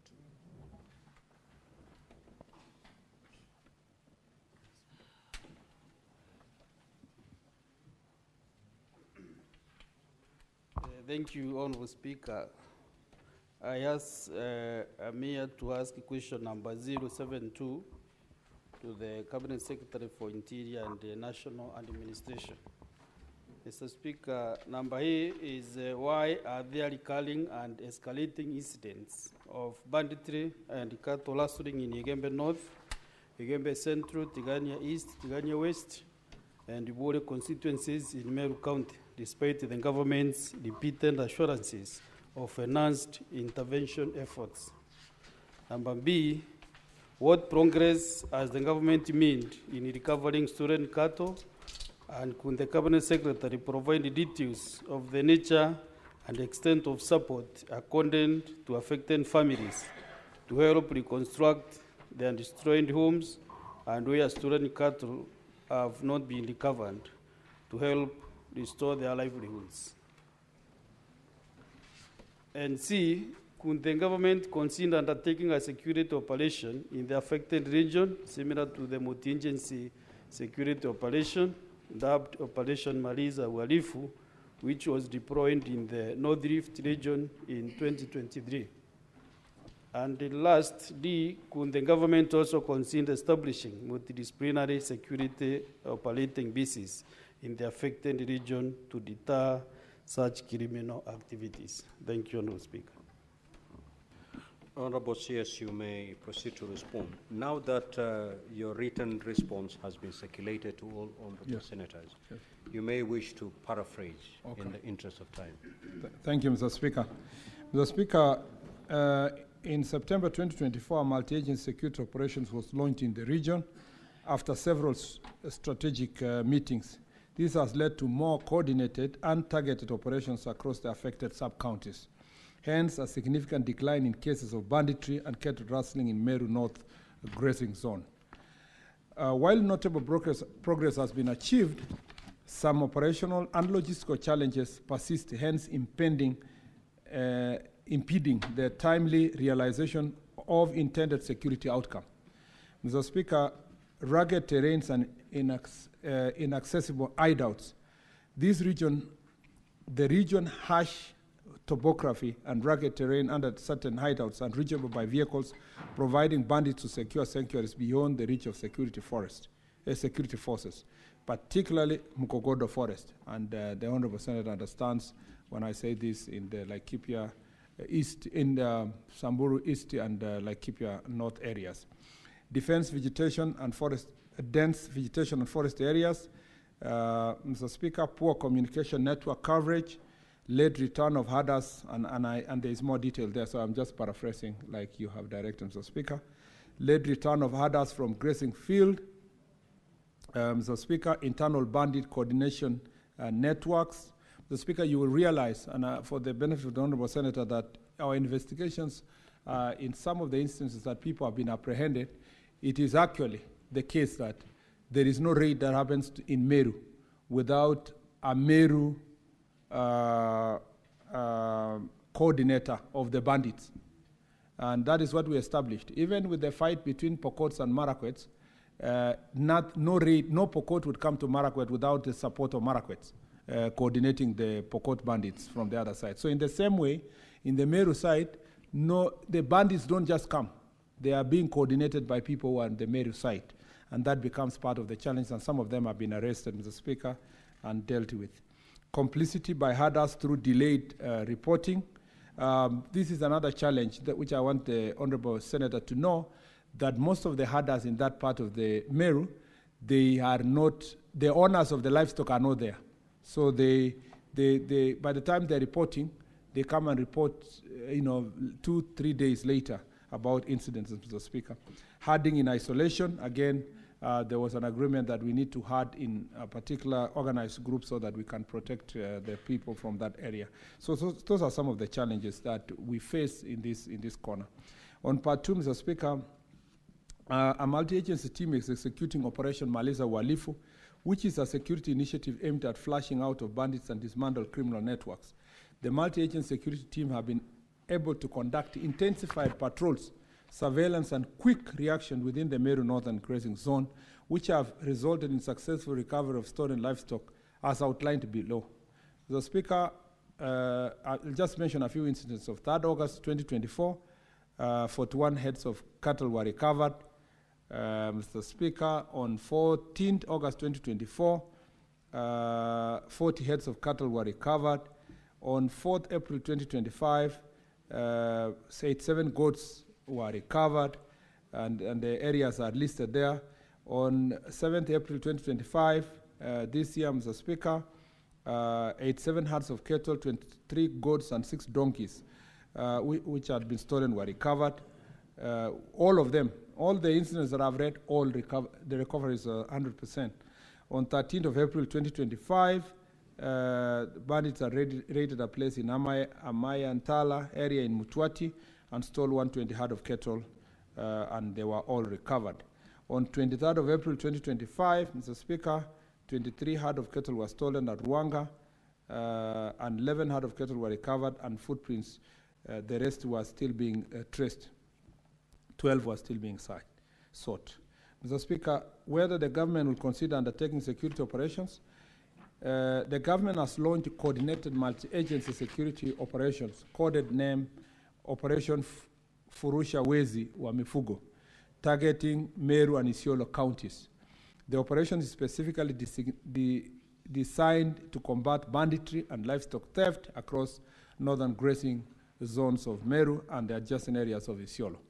Mr. Speaker, the multi-agency security team is comprised of 6 operational sector officers drawn from Kenya National Police Service, Administration Police Service, General Service Unit, Anti-Stock Theft Unit, Rapid Deployment Unit, Special Operations Groups, National Police Reserve, Directorate of Criminal Investigation, Crime Research and Intelligence Bureau, among others. Mr. Speaker, whether the government could also consider establishing multidisciplinary security operation bases. Mr. Speaker, the government has established a fully operational security base hosting personnel, including the ones I listed above. As part of the ongoing strategic efforts, there are plans to realign existing security camps to key entry and exit routes of frequent use by bandits, such as across the Meru North grazing zones. The realignment is intended to enhance mobility, surveillance, and rapid response capability to criminal incidents. Additionally, there is a plan to recruit new NPR personnel from areas of Kiwanja, Epiding, and Mile Saba areas, which are identified as corridors of banditry activities, especially among areas where the Turkana community are living. It's an area that we would like to enhance the NPR. The deployment of 21 county rangers, sponsored by the county government of Meru, is also under consideration. These rangers will serve as fast response to livestock theft incidents, operating in coordination with multi-agency security team for rapid support. And these rangers, Mr. Speaker, are taking care of the conservancies. This proposal is currently under review by the County Security and Intelligence Committee for further deliberation and guidance. Further, there is a proposal to establish a multi-agency security operation base at Dumuru Police Station in Igembe North Sub-County. The station's strategic location along non-bandit transit routes linking Meru and Isiolo counties make it an ideal hub for coordinated operation and regional security mobilization. In addition, Mr. Speaker, let me just say that the problem is at the source, which is in Samburu County and parts of Laikipia and parts of Isiolo. But Samburu East is our biggest challenge. And in that statement I made earlier as a summary, I indicated that infrastructure development is extremely important in opening up these very critical hideouts, Mr. Speaker, where these criminals hide in Samburu East and Laikipia North in Mukokodo Forest. That way, the National Security Council has directed that the Ministry of Roads, working with the Ministry of Interior, should set aside resources to open up this area so that it's accessible for security operations. I thank you, Mr. Speaker. Senator for Meru, do you have any supplementary questions? Thank you, Mr. Speaker. And I want to thank the CS, but let me say that some statistics that he has given me are not satisfactory, Mr. Speaker, because this case of Meru, men and women acting as collaborators with the bandits, Honorable CS, it is not documented, and as far as I'm concerned, and my knowledge is maybe true, we have not received any report, comprehensive report, that the Merus are collaborating with the bandits. And if there are any cases, maybe if you could provide this house with that data so that also it can help us as a community, because it has not been documented, it has not been laced by the security. And also, Mr. Speaker, another issue is, you have said that there is late reporting of this theft of cattle and livestock. Mr. Speaker, you know, these guys rent our homesteads, not even out the grazing areas. There is nothing to steal from the grazing areas. They took all the cattle from the grazing areas, and now they are coming up to actually the markets, stealing goods in sheds from the homesteads. So, Mr. Speaker, there's not a matter of reporting, and the reporting is actually instant to the security forces. But, Mr. Speaker, we have that problem. But now that you are here, Honorable CS, can you kindly help us in the Bore East and West? That is where now all the criminals have moved to my reservoir and in Garendale Forest. So there's this, what the county government is trying to do, but if you could add more security officers, the police officers in that belt, so that sometimes when these guys pass through the police posts, the police stations, because there are very few in the stations, they are scaries. They just keep quiet and watch bandits here to maybe to talk to that community, and also guide here to maybe to talk to that community, and also guide them on what they need to do. Honorable CS, thank you. Senator Dulo. Thank you, Chair, Mr. Speaker. Waziri, thank you very much for your presentation. I remember as a security committee, we were to visit Isiolo, Meru, Samburu, and Marsabit. Those are the areas that are really affected with the cattle rustling. My request to you, I know recently there are so many people who are killed in that area. There are hot spots in that area. Is it possible for the government to put security, more specifically in the areas that we really feel attack normally happens or criminals use as an area of raid? But it's important if we have a get together and see how we can iron out those issues, because it's really affecting those 4 counties. I thank you. Senator Mofaya. Thank you, Honorable Speaker. Honorable Speaker, I happen to suffer from the same fate. Tharaka is one of the constituencies, especially the lower part of the Tharaka constituency. Honorable Speaker, we had made some requests from the Minister of Interior to have people recruited as KPR, maybe to reinforce the existing security apparatus.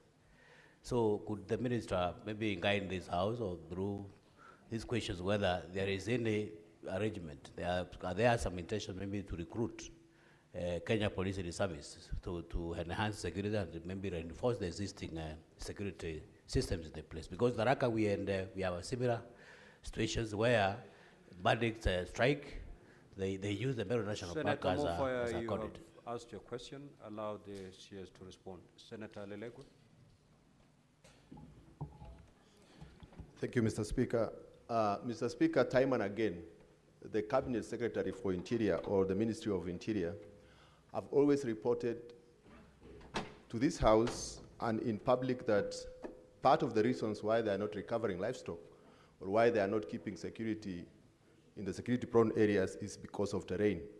I remember as leadership of the affected region, we've met the minister several times, even during the last financial year, and with the promise that they will be able to set aside resources to try and make sure that this terrain, or they solve these challenges they're reporting as terrain challenges. My question is whether, and of course, again, Mr. Speaker, even in the public barasas they've had across the North Rift or across the affected regions, this issue has been raised by residents that part of the reasons why bandits or we are not having security in those regions is because of terrain. So I don't know, because again I've heard from the minister again today that they are working in collaboration with the Ministry of Roads. I'm not sure whether these resources are available, because it's during the last financial year that the Cabinet Secretary promised that they will set aside resources to try and solve the terrain challenges in the North Rift region. Thank you. Proceed to respond. Thank you, Mr. Speaker. First, let me say that I agree with the Meru Senator, the Honorable Deputy Speaker, that the question of challenges around Ngare Forest, among other areas, Buri now, where we have many challenges and the hotspots. Mr. Speaker, when we say that people are not reporting, we are not saying in all the incidences. I gave it as a raft of reasons, a number of reasons why sometimes these challenges persist is because it is not in all the incidents, but we have clearly incidences that people report stolen livestock 2-3 days later. And even in public barazas, previously, even before I came to office, this issue was properly discussed, and the communities agreed that they needed to graze together, but also they need to make sure that they have somebody's taking care of the livestock. The thing is that, Mr. Speaker, before banditry, these livestock didn't need to be taken care of because to have somebody taking care of them the entire day. You take them to grazing field and pick them in the evening. But now with banditry, the challenges persist. Mr. Speaker, on the question as to whether there is a collaborators from the Meru side, of course they are. Mr. Speaker, I'm from Marakwet side. And when I was sitting where the Deputy Speaker was sitting, when I was told by security people that there are Marakwets who are assisting Pokots to steal livestock of Marakwets, I would deny the way the Senator would deny. But with the information I have now, Mr. Speaker, I know that there were many Marakwets who were assisting the bandits from Pokot to steal livestock. And as soon as we decided as a security sector and asked the community to deal with bandits as bandits, we have had greater collaboration from both sides of the communities, and we realized that even recently when most of the Marakwets bandits surrendered, because they're the first ones to surrender, they were able to call their friends on the other side. They helped us to call their friends and tell them now it's time to surrender. There is no more network of intelligence. Bandits also have their own networks of intelligence. So I want to encourage the Senator, please don't defend them. Some of them we have dealt with them already. Some we are continuing monitoring them. They get even paid, because once the livestock has been stolen, they send via M-Pesa money back to their collaborators from the community where they are assisting them. So, and this is not confined to Meru. You just need to know that banditry is an organized crime. It has collaborators on both sides. It has police officers who assist. We have even established that even some security officers sell bullets. There are business people who buy their cows at a throwaway price. They are, so it's not something to be defended. It's something to be dealt with. And our plan, Mr. Speaker, is to do something akin to what has already happened at the border of Baringo, Elgeyo Marakwet, and West Pokot, a targeted security operation in this particular area. And you will establish, once that happens, you will realize that even the people who are saying livestock is being stolen from us, they will cry louder, because they will quickly realize that a number of criminals are in their midst, just the same way we did it in the other parts of North Rift. And that is ongoing. The Security Council has given directive that some resources be sought, which we are working with the Treasury to see some resources so that we can have a more targeted operation in that particular area. I am very confident, Mr. Speaker, if anything is to go by, if I have to go by what we did within the border of Marakwet, West Pokot, and Baringo, that with greater targeted security operations, we will have more guns. We have reached 600 guns in that very small area. In this Meru, Isiolo, and Samburu area, I have a lot of confidence. Again, when we did the resource requirement, like Senator Lelegwe has raised, which is required to open up these Samburu areas, it's massive, Mr. Speaker. It's really, really massive. And there has to be a Marshall Plan. Banditry will not be sorted by just merely talking about looking for the guns and arresting people. The development is a key issue, whether it is roads, water, electricity, and education. And that's what is bedeviling parts of Turkana, Samburu, and Baringo, West Pokot, and Isiolo, and other places of Laikipia.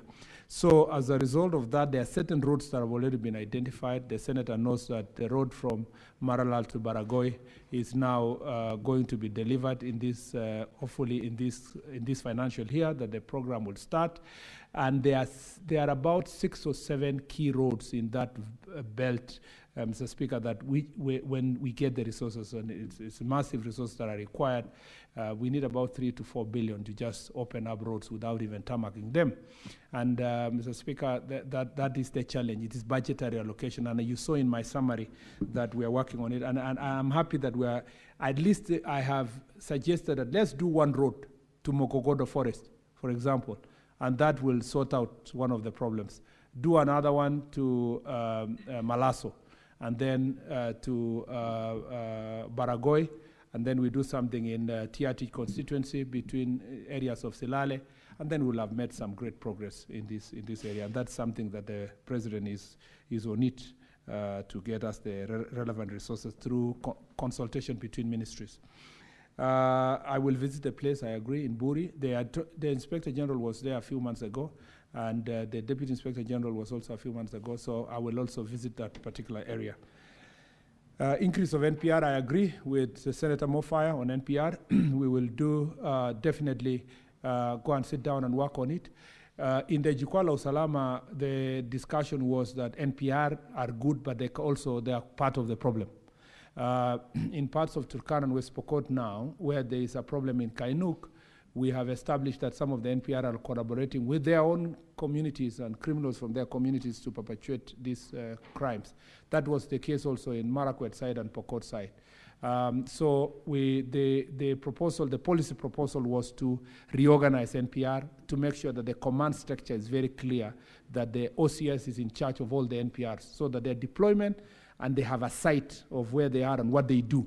And that is really what has helped in some parts of the country, including in Marsabit and other places. So in your area, in this area of Meru, sometimes you give the NPR, but because they are not working closely with the police, then we lose a number of NPR the way we've lost in the last few months in that area. So that is being done with the Inspector General of Police and the National Police Service. 2 weeks we will launch that Jukwaa Usalama report, and it will have the policy already completed with the clarity on how that command structure will be. And then there are about 1 million, across the country. So they're about 700,000. So it is something that, I've exaggerated, 7,000, not 700,000, 7,000 NPRs across the country. So it's an issue that we must deal with accordingly. Lastly, Mr. Speaker, I think KPR, forest, resources and so forth, I think I've responded to majorly most of the questions that have been raised. Sorry? We will now... Honorable CS, it's okay. We will now move to question number 044.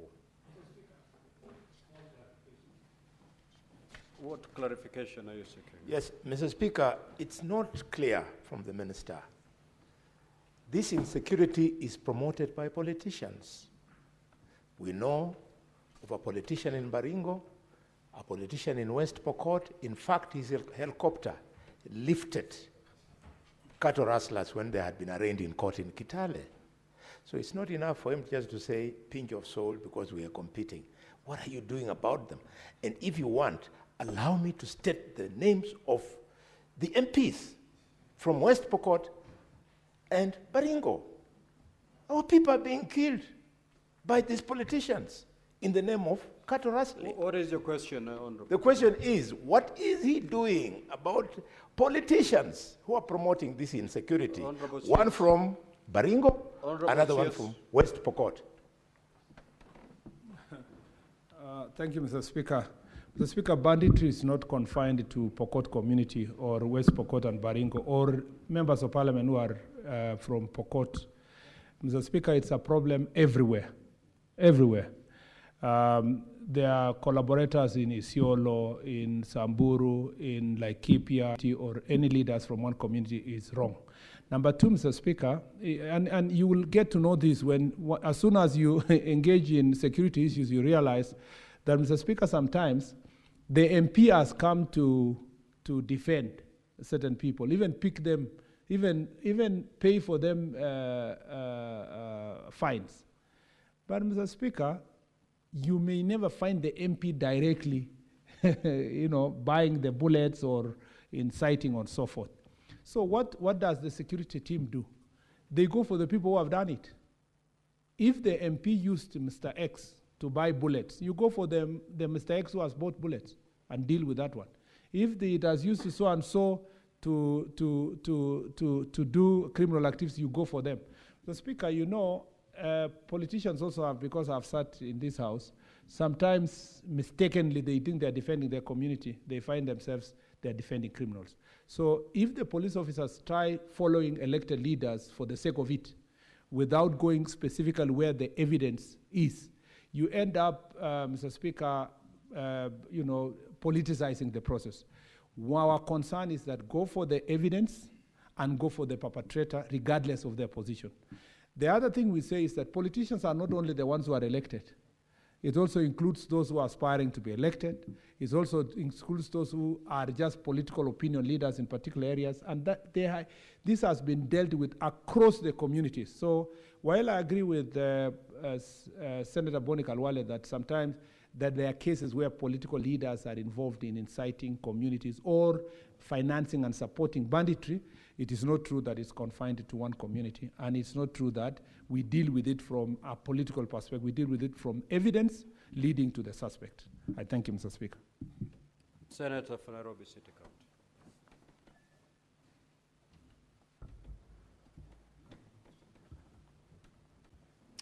Thank you, Honorable Speaker. Mine is, the first one is question number 44. Unfortunately, Speaker, you will note that this question is from 4th of March 2025. And the reason why it's being brought to the floor 9 months later is that we have been unable to secure the attendance of the CS. No wonder he has 21 questions to respond to. But I'll proceed, Honorable CS, Honorable Speaker. Could the Cabinet Secretary state why police officers traveling across the country to Nairobi County for the National Police Service Promotion Board interviews are never facilitated with transport and accommodation, despite the interviews being part of the official duties? Secondly, could the Cabinet Secretary explain the reasons for the delay in the release of the results of the National Police Service Promotion Board interviews conducted in Nairobi between the 10th and 14th of February 2025? And lastly, was ethnic balance and the length of service considered during the promotion interviews held in February of 2025? And could the CS state all the measures taken to ensure fairness in the process? I thank you, Honorable Speaker. Honorable CS.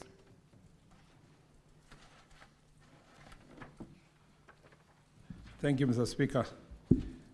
Mr. Speaker, I know I agree with the Senator Sifuna that we have been unable to answer these questions, but it was not by desire. The last time I appeared before this House to answer the questions, there was a matter of great concern at that particular time, and we spent the whole day here in this same chamber. Then we could not go to these questions. The second time, Mr. Speaker, there was some security unfortunate incidences that happened, and then recess and so forth. So it was not because of not my liking to come here. I really like coming here.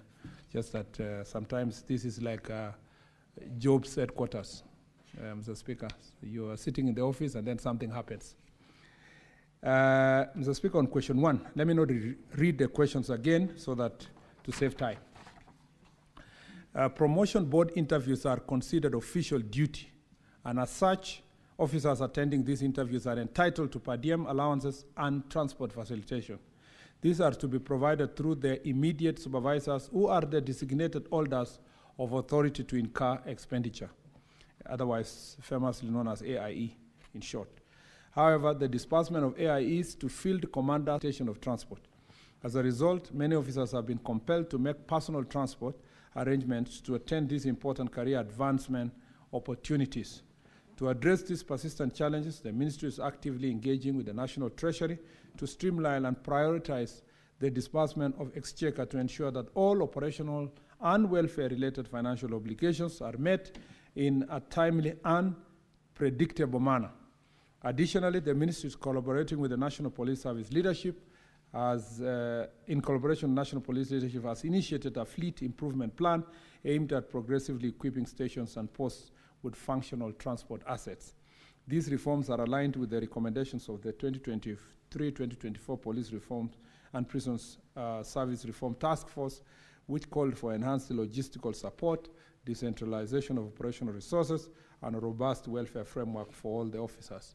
As a matter of fact, Mr. Speaker, everywhere I went through Jukwaa la Usalama, AIE is a matter of concern. Resource disbursement to the various police stations so that they can have money to facilitate the officers when they come for this is a matter of great concern. However, in addition to what I have said, the officer will claim this transport in the fullness of time because they are entitled to. And as long as the resources are availed, they will be paid in due course. Reasons for the delay in release of results of the National Police Service Board interviews conducted in Nairobi between 10th and 14th November 2025. Mr. Speaker, the promotion process within the National Police Service begins with the identification and allocation of vacancies across various ranks of the National Police at the National Police Headquarters. Following this, the Inspector General instructs this respective service to convene promotion boards and submit list of successful candidates. The interviews process is structured into 5 progressive levels designed to ensure transparency, fairness, and distribution of opportunities down to the lowest police units. At the conclusion of each level, candidates are interviewed and ranked. Those who attain the highest scores are notified to proceed to the next level, while others are encouraged to reapply in future exercise.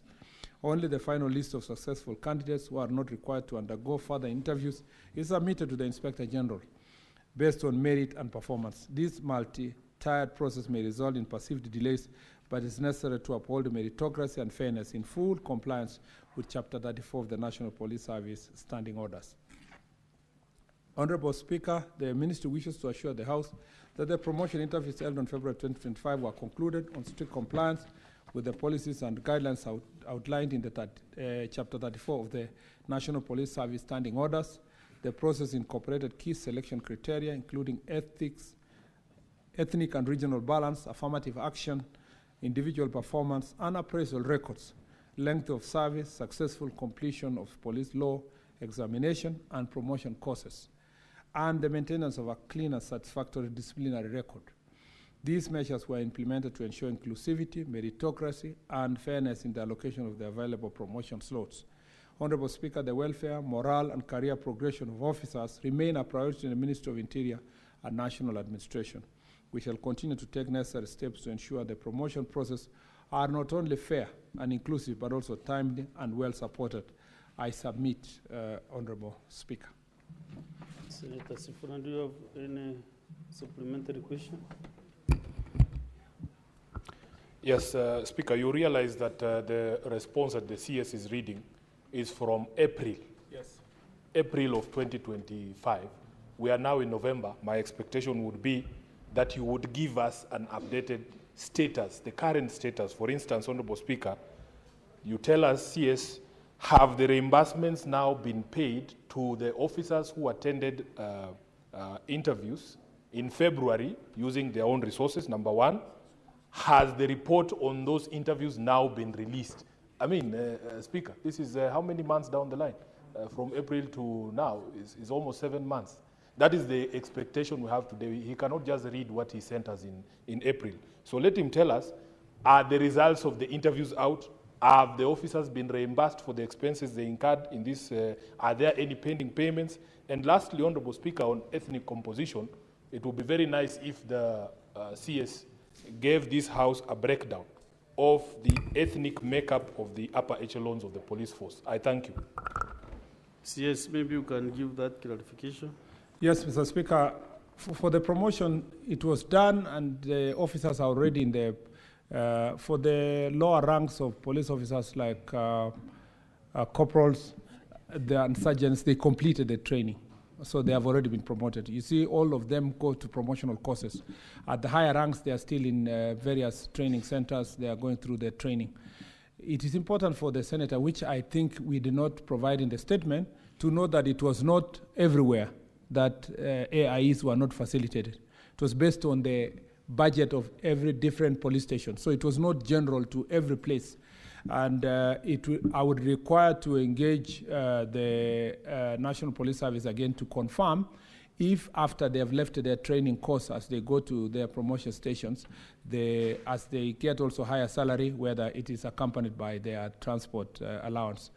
On the question of composition of police officers senior ranks, that should be a straightforward question. It's also available in public domain, but I should be able to share maybe from commissioners to go up, who are people occupying these positions across the country. That is a public knowledge, but we can submit it as supplementary statement later, Mr. Speaker. I thank you.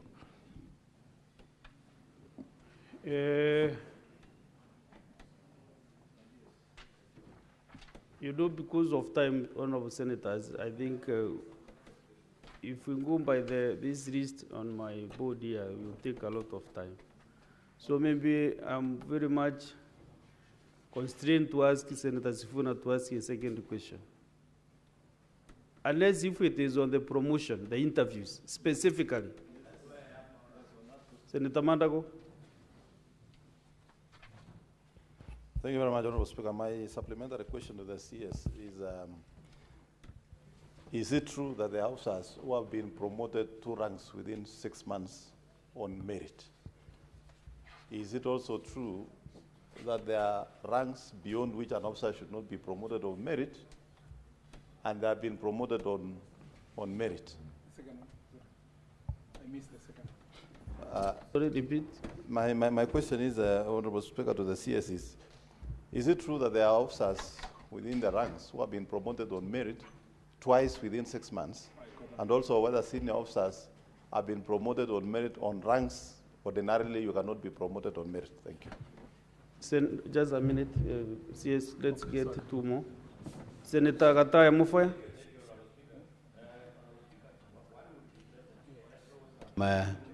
One would be interested to know whether there is any promotion policy in the National Police Service.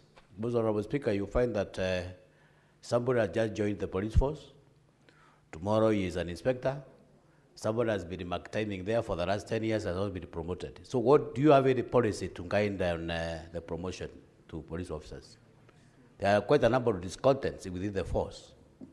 That maybe there's some people who are clinging on corruption and political brokers here and there to get promotions. You have asked your question, and also, it says you should also know that you are a former police officer.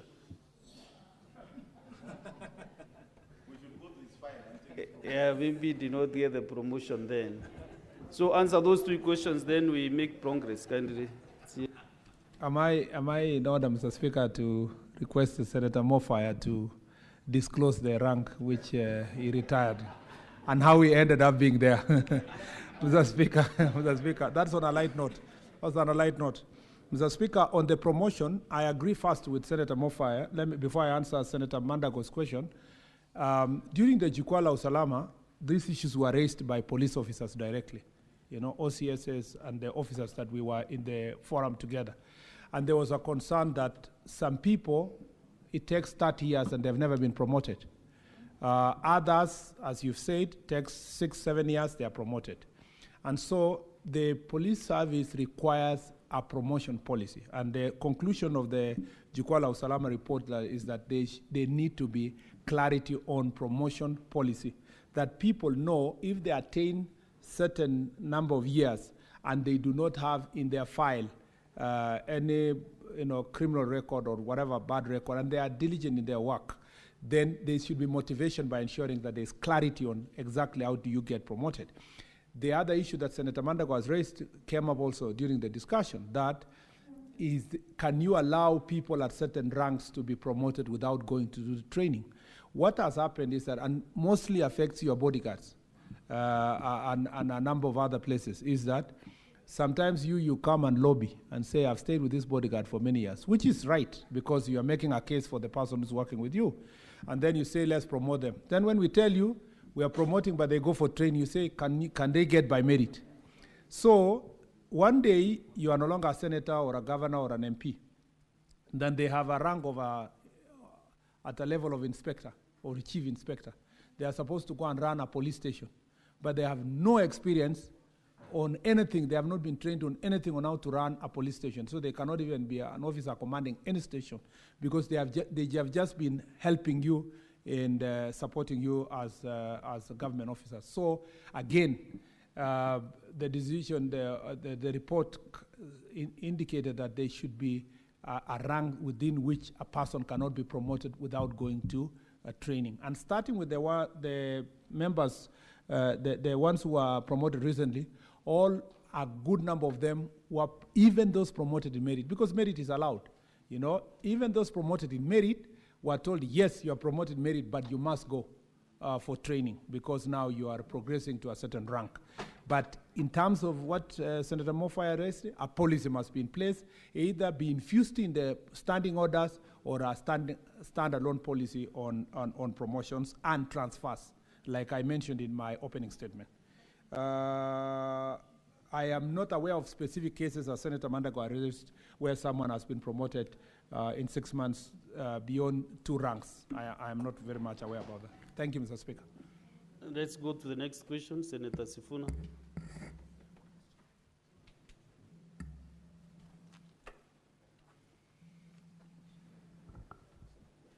Thank you, Honorable Speaker. The next question is from friends of mine in Kibra, the Nubian community, and across the country.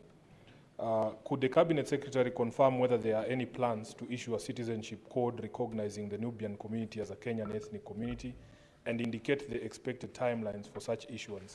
And secondly, why do members of the Nubian community continue to face barriers in acquiring national identification documents, and what measures is the ministry taking to bring an end to this discrimination? Thirdly, Honorable Speaker, could the Cabinet Secretary outline the measures the government is taking to expedite reparations to the Nubian community for historical land injustices occasioned by that lack of recognition? Thank you, Speaker. Honorable Waziri. Mr. Speaker, the government, through the Directorate of National Registration Bureau, assigns unique ethnic identification codes to Kenyan communities. These codes enable individuals to declare their ethnicity when registered for national identity documents as required under Section 5(1)(d) of the Registration of Persons Act. The recognition and coding of ethnic communities is a continuous and progressive process. At the inception of the manual first-generation national identity card system in 1978, individuals declared their ethnicity on registration forms. This information was recorded in the manual register but did not appear on the physical ID card. In 1995, with the introduction of the second-generation ID and the automated Kenya identity management system, it became necessary to create specific ethnic codes to capture the ethnic data electronically. Each ethnic community was assigned a unique code, while a generic code, other Kenyans, was provided for individuals whose communities were not yet listed among ethnic groups in the system. The Nubian community was initially registered the lack of communal code. Over time, the ministry has progressively reviewed and updated ethnic codes for additional communities, including sub-tribes that have asserted distinct ethnic identities separate from larger linguistic or cultural groups. As part of this ongoing progress, the Nubian community was officially assigned a distinct ethnic code, code number 50, in 2022, thereby recognized them as a Kenyan ethnic community within the National Registration Framework. On part 2, Mr. Speaker, I am not aware of that member of Nubian community.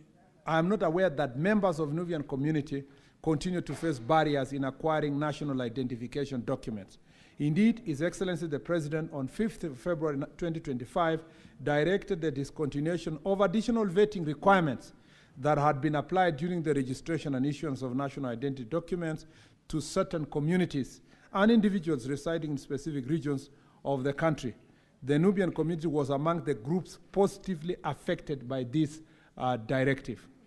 Prior to this presidential directive, members of the Nubian community were subjected to a special vetting process that had been developed in consultation between the ministry and the Nubian community elders. This vetting mechanism required attestation of ID applicants by Nubian elders. The purpose of this arrangement was to help distinguish between Kenyan Nubians whose forebearers settled in the country before independence and migrant Nubians who continued to migrate to Kenya. Following the directive of His Excellency the President, this community-based vetting process was officially discontinued, and the Nubian community is now fully integrated into the standard national registration framework. Currently, the registration and issuance of national identification documents across the country, including the members of Nubian community, is conducted under the new uniform mechanism launched by the President to streamline and standardize the process nationwide. Under this mechanism, the identity of an applicant is authenticated by the President or guardian, biological relatives, through the embossing of the left thumbprint on the registration form. This is further validated by the thumbprint of the chief or assistant chief, ensuring local administration oversight. This standardized procedure applies uniformly in the registration, thereby ensuring equality, fairness, and the elimination of any form of discrimination in access to national identification documents. Honorable Speaker, members of the Nubian community have been registered and issued with national identification documents since introduction of the first generation ID in 1978. While it is true that the Nubian community was initially categorized under the generic ethnic code Other Kenyans, Code 81, this did not in any way prevent members of the community from acquiring identification documents. Furthermore, the subsequent assignment of Code number 50 has reaffirmed their status as a duly recognized Kenyan ethnic community. With regard to the vetting process that was previously applied to members of the Nubian community, it is important to clarify that the vetting was not unique to the Nubian community. It was also applied to residents of all border counties and to communities living both in Kenya and in across the country's porous international borders. The purpose of this process was not to discriminate. Rather, it was an identity verification mechanism designed to ensure that national identification documents were issued exclusively to bona fide Kenyan citizens. It is with the sovereign responsibility of any state to institute appropriate measures to differentiate its citizens from non-citizens, particularly with regard to cross-border movement and settlement patterns.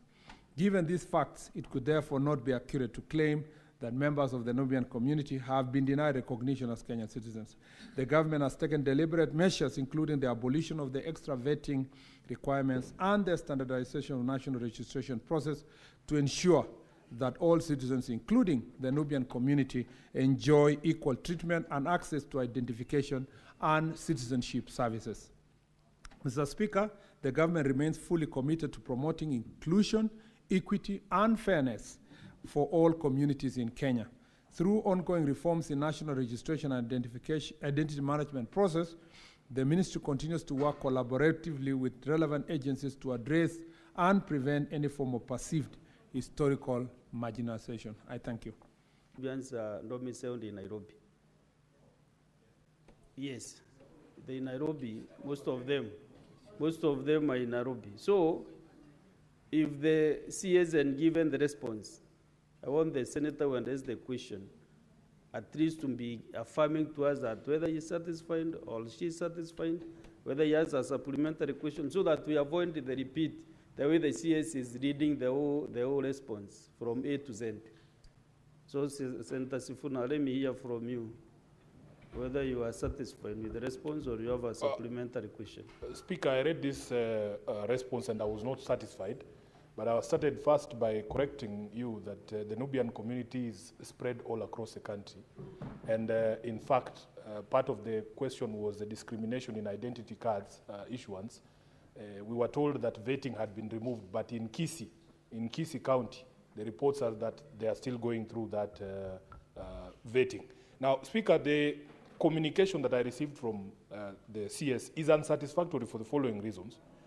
First of all, Honorable Speaker, it is not clear whether there is a formal recognition through something like a gazette notice or a communication. You will see the response that he has given has no annexures at all. In 2016, when we were recognizing the Makonde community, Honorable Speaker, there was a full ceremony.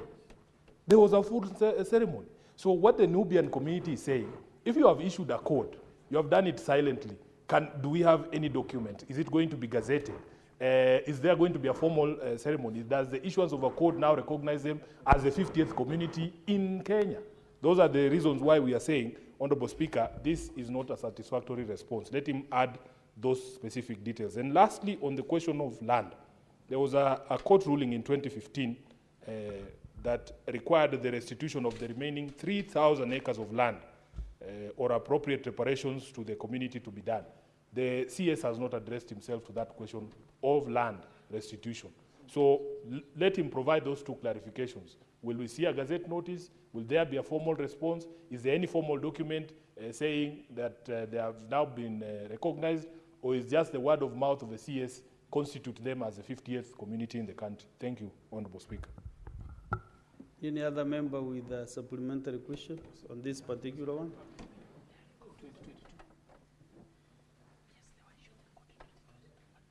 Senator Manzo. Mr. Speaker, could the Cabinet Secretary indicate, you know, the order followed to recognize communities, Mr. Speaker, because it's been happening once in a while after a community has come out strongly fighting. Could he explain whether they have a program so that we could know, other than the Nubian community, which other community is likely to be gazetted as a community? Because we have still unrecognized communities in Kenya. And how many are they in total? Those ones which have been recognized and those are yet to be recognized. Because it's been happening slowly by slowly, Mr. Speaker, from the Shona community, different communities. Once in a while, they get recognized, the ones settled in Kenya, Mr. Speaker. Do you know one that has not been recognized? We start from there. Which one? Mr. Speaker, what happens is that we have quite a number from Makonde. Yes, I want to be informed, Mr. Speaker. Senator Mohamed Faki. Ni kweli masuala ya makabila kutambuliwa ni jambo ambalo liko hadhir, na kule kwetu pwani kuna kabila ya Wangazija, ambao Wangazija originally they are from the Comoros, but they have settled here for many years, and I brought a statement in the course of this year. I don't know whether Senator Chute had worked on that, but Wangazija, Mheshimiwa Speaker, ni baadhi ya makabila ambayo hayajatambuliwa katika Senator Faki, you cannot be changing languages the way you want, you know. You just stick to one language. Samahani Mheshimiwa Speaker. Swahili, please stick to Samahani Mheshimiwa Speaker, ni kwamba Wangazija, kabila la Wangazija ni katika makabila ya Waswahili. Ni moja ya yale ambayo hayajatambuliwa katika Jamhuri yetu ya Kenya. Na majuzi nileta taarifa hapa katika bunge letu, na nafikiri kamati ya uwiano na Umoja wa Taifa inashughulikia swala hilo. Asante. Senator Mboni. Yeah, Mr. Speaker, with your kind permission, I was the one on the floor. Mr. Speaker, that's a tribe I was forgetting, but I'm aware there are quite a number. I'm sure Honorable Murkomen knows. And got the question, he has the question. Yes, already. so that he can tell us how many more from Wangazija, now how many more? Senator Boni. Mr. Speaker, we must collectively congratulate the government for the decision to make it easier for the Somali community and other border communities to move away from being discriminated. But Mr. Speaker, this is the time. The minister must now tell the country, what security layer have you put there to ensure that potential terrorists who have used these borders before and visited a lot of violence to Kenya do not abuse this directive? answer those three clarifications or supplementary questions, then we make progress. I think, Mr. Speaker, and I want Senator Sifuna to listen to this. Because Senator I'm Sifuna, responding to this question. The CS is I think requesting Senator your Sifuna attention. is confusing recognition in terms of as a standalone community with citizenship. The reason why ceremonies were done for the Shonas, the Pemba, the Makondes is because they were gaining citizenship. The Nubians were not gaining citizenship. They were being recognized as a standalone tribe in Kenya. And that has happened so many communities, and it's ongoing. Like even now, I have an application in my office from the Mara community, from Tharaka Nithi. They want to be recognized as standalone from the Nithis, that they want to be recognized independently, and so forth. And it goes through a process of vetting, consultation, public participation, and so forth. For the Nubians, as I read in the statement, they were already Kenyans, and they were recognized under Code 81 until now, 2020. On the question of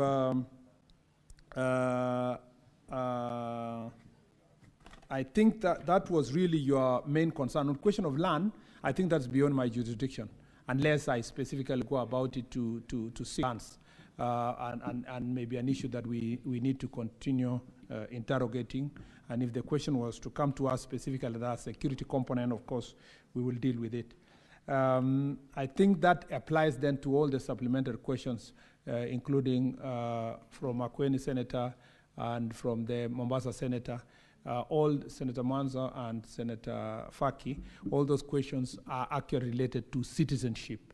And so we go through application processes. And there's one from, I think, Bali, from Taita Taveta that is under consideration, under application, and so forth. And that will be processed accordingly.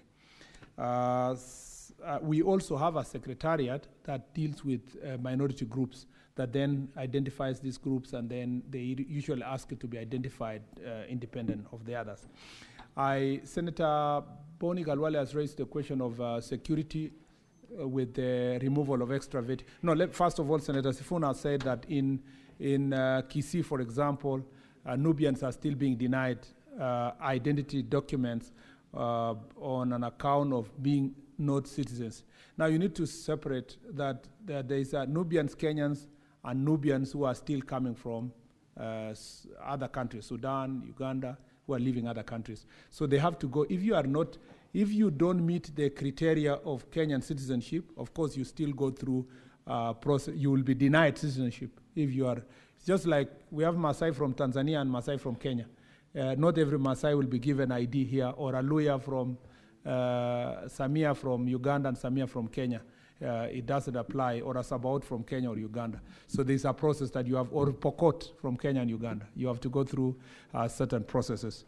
Mr. Speaker, on the question of removal of extra vetting requirements for citizenship, I know where Senator Boni is going by using the Somalis example. It was not a Somali thing. It's a Kenyan thing. That's why we talked about the Nubians in the city of Nairobi and other parts of Kenya. This is a problem that during Jukwaa la Usalama, I realized that people of Kwale, Mr. Speaker, people of Kajiado, people of Narok, people of Migori, people of Busia, Kakamega, some parts of Kakamega, especially now Bungoma, you go to Trans Nzoia, you go West Pokot, Turkana, Marsabit, and then now the northeastern counties of Wajir, Mandera, and Garissa, plus Lamu and Tana River were facing. So it is not confined to one community. In fact, the Pokots as aggrieved are as people who are in Lamu. So it's not a problem of one community, and the vetting process applies, security concerns applies all over the place. There's also this misguided feeling, which I have seen in the media and political space, that the communities in Northeastern are homogeneous, and therefore they would allow a foreigner to come and be part and parcel of Kenyan community. I think it stems from the fact that very few people have visited those areas. There are hardly 10 people here, not even 10. Maybe there are hardly 2, 3. Maybe Senator Mofire in his previous assignment may have worked there. But there are hardly maybe 5 people in this house who have spent a week in Nordistan, including myself. The longest I've done is 4 days. So sometimes people do not appreciate the understanding of the place in the first place. So the gap, their failure to understand is filled by propaganda. The truth is that just the same way, that's the same way people come from other border counties. In Kajiado, for example, they will not allow a person from Tanzania, because they speak the same language, to come and take over their land or become part of the population of their land. It's the same way in Wajir, it's the same way in Mandera and other parts of the country. I think this ethnic profiling of one community should come to an end, Mr. Speaker, and people to appreciate the vetting process, which was extra, is unconstitutional, because the Constitution says all Kenyans must be treated equally. The person in Migori border in Isibania who is being denied documents because they are bordering Tanzania deserves equal treatment with the person in Turkana and the one in Wajir. I thank you, Mr. Speaker. Now, let's go to the next question. Question 049, Senator Shakil Abdar. Just a minute. She has just one simple question.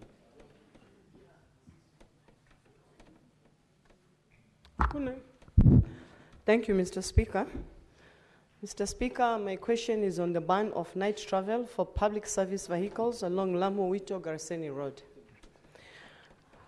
Honorable Speaker, my first question is, when will the current ban on night travel for public service vehicles along Lamu-Wito-Garseni Road, which was imposed to curb terrorism in July 2014, will be lifted?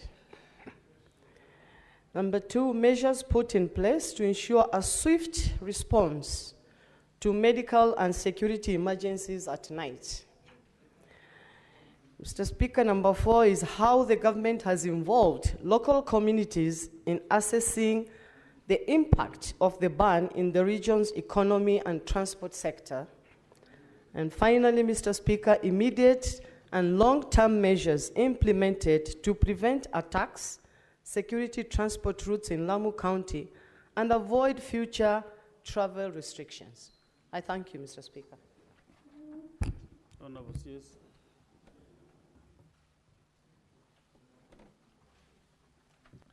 The Speaker, on part 1, the Speaker, the travel ban first imposed in July 2014 was prompted by a series of frequent terror attacks along the road targeting travelers, including passengers and vehicles transporting goods. Terror threats in the area remain significant, with the most recent incident occurring in Mangai, Lamu East, on 14th March 2025.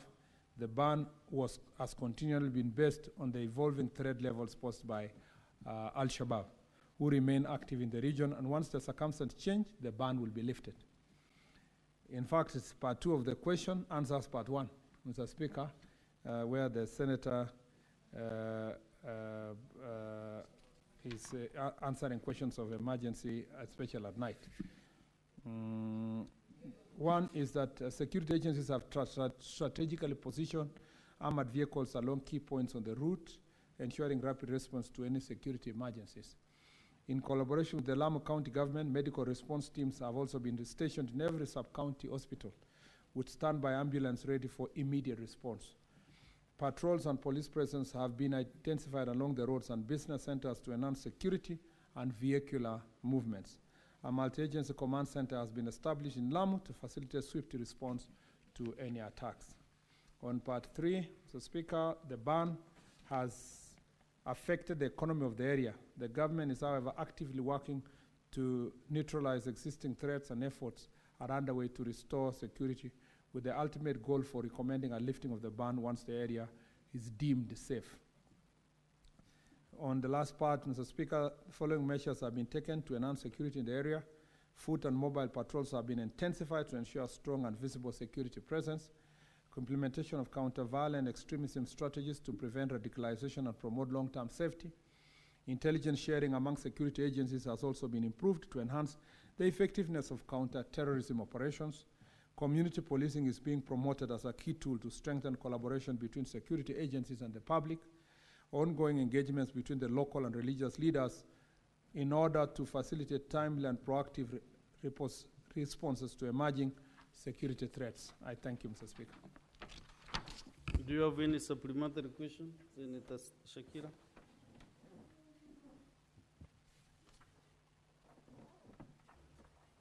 Thank you, Mr. Speaker. I want to thank the Waziri for his response. As you are aware, Mr. Speaker, this ban has been there for the last 11 years. We know the security is very important and it's a very serious issue. And we know there are areas in this country which are neighboring the borders, whereby they have more serious security issues than Lamu. But yet, there are no bans which has been put in those counties. My question to the Waziri is, if he realizes, and he has put some measures which he has narrated here clearly, I don't know what more is left for him to do in 11 years which has not been done, that will be done now for this ban to be lifted. Mr. Speaker, what I'm asking from Waziri is the timeline of whatever he is doing. When will it be done and completed so that this ban can be lifted, which has been there for the last 11 years, and it has been affecting us economically and in many different ways. And even we cannot have tourism because of this ban. Mr. Speaker, the measures which he has put in place are good enough, which he has narrated here. What more needs to be done? And us, as members, as Kenyans, we are suffering. We are like in a curfew. For 11 years, we cannot move, Mr. Speaker. No other part of this country is suffering the way Lamu is suffering. I don't know whether this is fair. It is not fair, Mr. Speaker. 11 years, we can't move. We need answers. We are tired, and it's enough. Any other supplementary question on this question? Senator Ramu. On the same issue? Yes, yes. Thank you very much, Honorable Speaker. Honorable Speaker, I want to sincerely thank the Cabinet Secretary for the question, actually, the way he has answered the question. Cabinet Secretary. Honorable Speaker, the buck stops with the government. It is the government that is supposed to tell us when those roadblocks are supposed to be lifted. But for the time being, Honorable Speaker, I want to support the Cabinet Secretary, and I want to say that we as the citizens of Lamu, we are looking at the government to make sure that they prevent and actually they give the necessary security to the people of Lamu. Lifting the roadblocks, Honorable Speaker, does not mean that the security of that area is now in good place. Honorable Speaker. Do you have a supplementary question? Yes, I have it. Honorable Speaker, I want to say this, that I want to repeat by saying that the buck stops with the government, and it is the government that is supposed to tell us when these roadblocks will be lifted. Honorable Speaker, I want to oppose the question by Honorable nominated Senator. Honorable Speaker, finally, Honorable Speaker. I thought you have, okay, you agree with the CS. Yes, I agree with the CS. Yes, now the supplementary question is this. So that's okay then. Okay. Now, Honorable Speaker, my supplementary question is, there is a very big problem in Lamu. And I want the Honorable Cabinet Secretary to explain to us, when is he prepared to remove the asbestos that are in Mpeketoni police stations that has been there for a very long time? Actually, when the Cabinet Secretary, Honorable Duale, actually gave a directive that all those asbestos should be removed. And they have never been removed, Honorable Speaker. And I want to know, when is the government preparing to remove all those asbestos? Okay. And Senator Faki, last one on this question. Haya mambo ya Lamu sisi pia yanatuathiri watu wa Mombasa. Mheshimiwa Spika, ningependa kujua kutoka kwa waziri, hii vizuizi vya kuzuia watu kusafiri Lamu vilitolewa kama kupitia kwa gazeti rasmi la serikali, na gazeti hilo lilichapishwa mwaka gani na tarehe gani? Kwa sababu hauwezi kuzuia watu kutembea. Naomba sasa tuulize swali, tuache taarifa. Ni swali hilo Mheshimiwa Spika. Huwezi kuzuia watu kusafiri bila ya kutumia gazette notice. Kwa sababu katiba inatupa uhuru wa kutembea wakati wowote. Kwa hivyo iwapo kuna vizuizi vitaka kuwekwa na serikali, lazima kuwe na gazeti rasmi la serikali ambalo litasema katika eneo hili huwezi kusafiri usiku kuanzia saa 12 jioni mpaka saa 12 alfajiri. Wakati wa COVID, Mheshimiwa Spika, kulikuwa na gazette notice kama hizo ambazo zilitolewa kuzuia watu wasiweze kusafiri. Na kila baada ya miezi mitatu zilikuwa zile gazette notice zinaletwa katika bunge hili na bunge la kitaifa ili kuongezwa. Asante Mheshimiwa Spika. Senator Chute, just direct to the question, your supplementary question. Yangu ni mambo ya roadblocks. Mheshimiwa Spika, roadblocks ni shida kubwa sana kwetu. Marsabit kulikuwa na roadblocks 17. Saa hii nataka kuuliza waziri kama anajua kuna roadblocks imeanza kuingia usiku mahali inaitwa Turbi na Bubisa. Kama hiyo roadblock ni inaingia iko gazetted ama inaingia kwa njia ya kinyuma nyuma, atueleze na iondolewe. Asante sana. Hiyo iko kwa barabara ya kwenda Lamu. Barabara ya kwenda Turbi, barabara ya kwenda Moyale iko Turbi na Bubisa. Watu walipo Mheshimiwa Spika, watu walipo swali hili inahusikana na swali ambalo liko katika Mheshimiwa Spika, watu ya Marsabit wana watch. Huyo madam alipouliza akasema uliza ya Turbi na ya Bubisa pia. Honorable Speaker. Asante. Wamekusikia wale. Asante. CS, respond to those supplementary questions. We make progress. So far so good. Professor Jenda, keep yourself set with your questions. So Speaker, on the ban, I agree with the Honorable Senator that it has affected the economy of the people of Lamu, and these are not contestable facts. It is the truth. But Mr. Speaker, weighing it against the loss of life, balancing the economic issues and the loss of life, the government will side with the side that is protecting lives. Mr. Speaker, it is good to also realize that we are not banning movement to Lamu completely. It's just at night to ensure that we protect and prevent any possible terror attacks. Because, Mr. Speaker, losing one life is one too many. So I ask my sister to bear with us as we continue assessing. Unfortunately, we can't give timelines because the timelines are dictated by external factors that we must deal with first, and that threat is continuous. The threat is still significant, and so it's important for us and for you in support of the economy of Lamu. In fact, if you were to be very deliberate in terms of your calculation, the cost of one attack of a terror outweighs 365 nights where you ban transport at night. So it is important to prevent, even for economic reasons, it's important to prevent any possibility of any attack along the road. And Mr. Speaker, we will continue assessing these issues to ensure that by the time we tell citizens to travel, we are very sure about their safety. This was already a gazette notice that is in place. It's just that we have been extending every 3 months via gazette notice to a continuation of the same. On the roadblocks raised by Senator Chute, I think I am sure those are operational issues. I'm sure the National Police Service from time to time review the need to have roadblocks. It's important for Senator Chute to know that for the country, because I know Senator Chute knows that we are having also a problem in the border between Marsabit and our neighbors, especially dealing with OLF and OLM.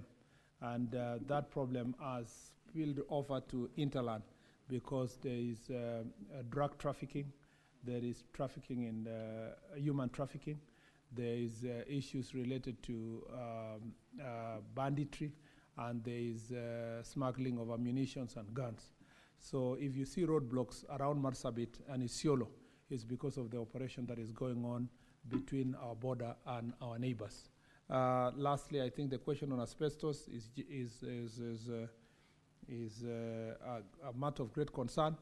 Maybe it's not related to the Gazette notice of night ban, but Mr. Speaker, it is important that this is the directive given by Ministry of Environment applies to all institutions of government, and I've seen asbestos all over the place in police stations, hospitals, schools, and I think this is a subject we can come and discuss comprehensively, Mr. Speaker, another time. I thank you. Senator Ojienda, Professor.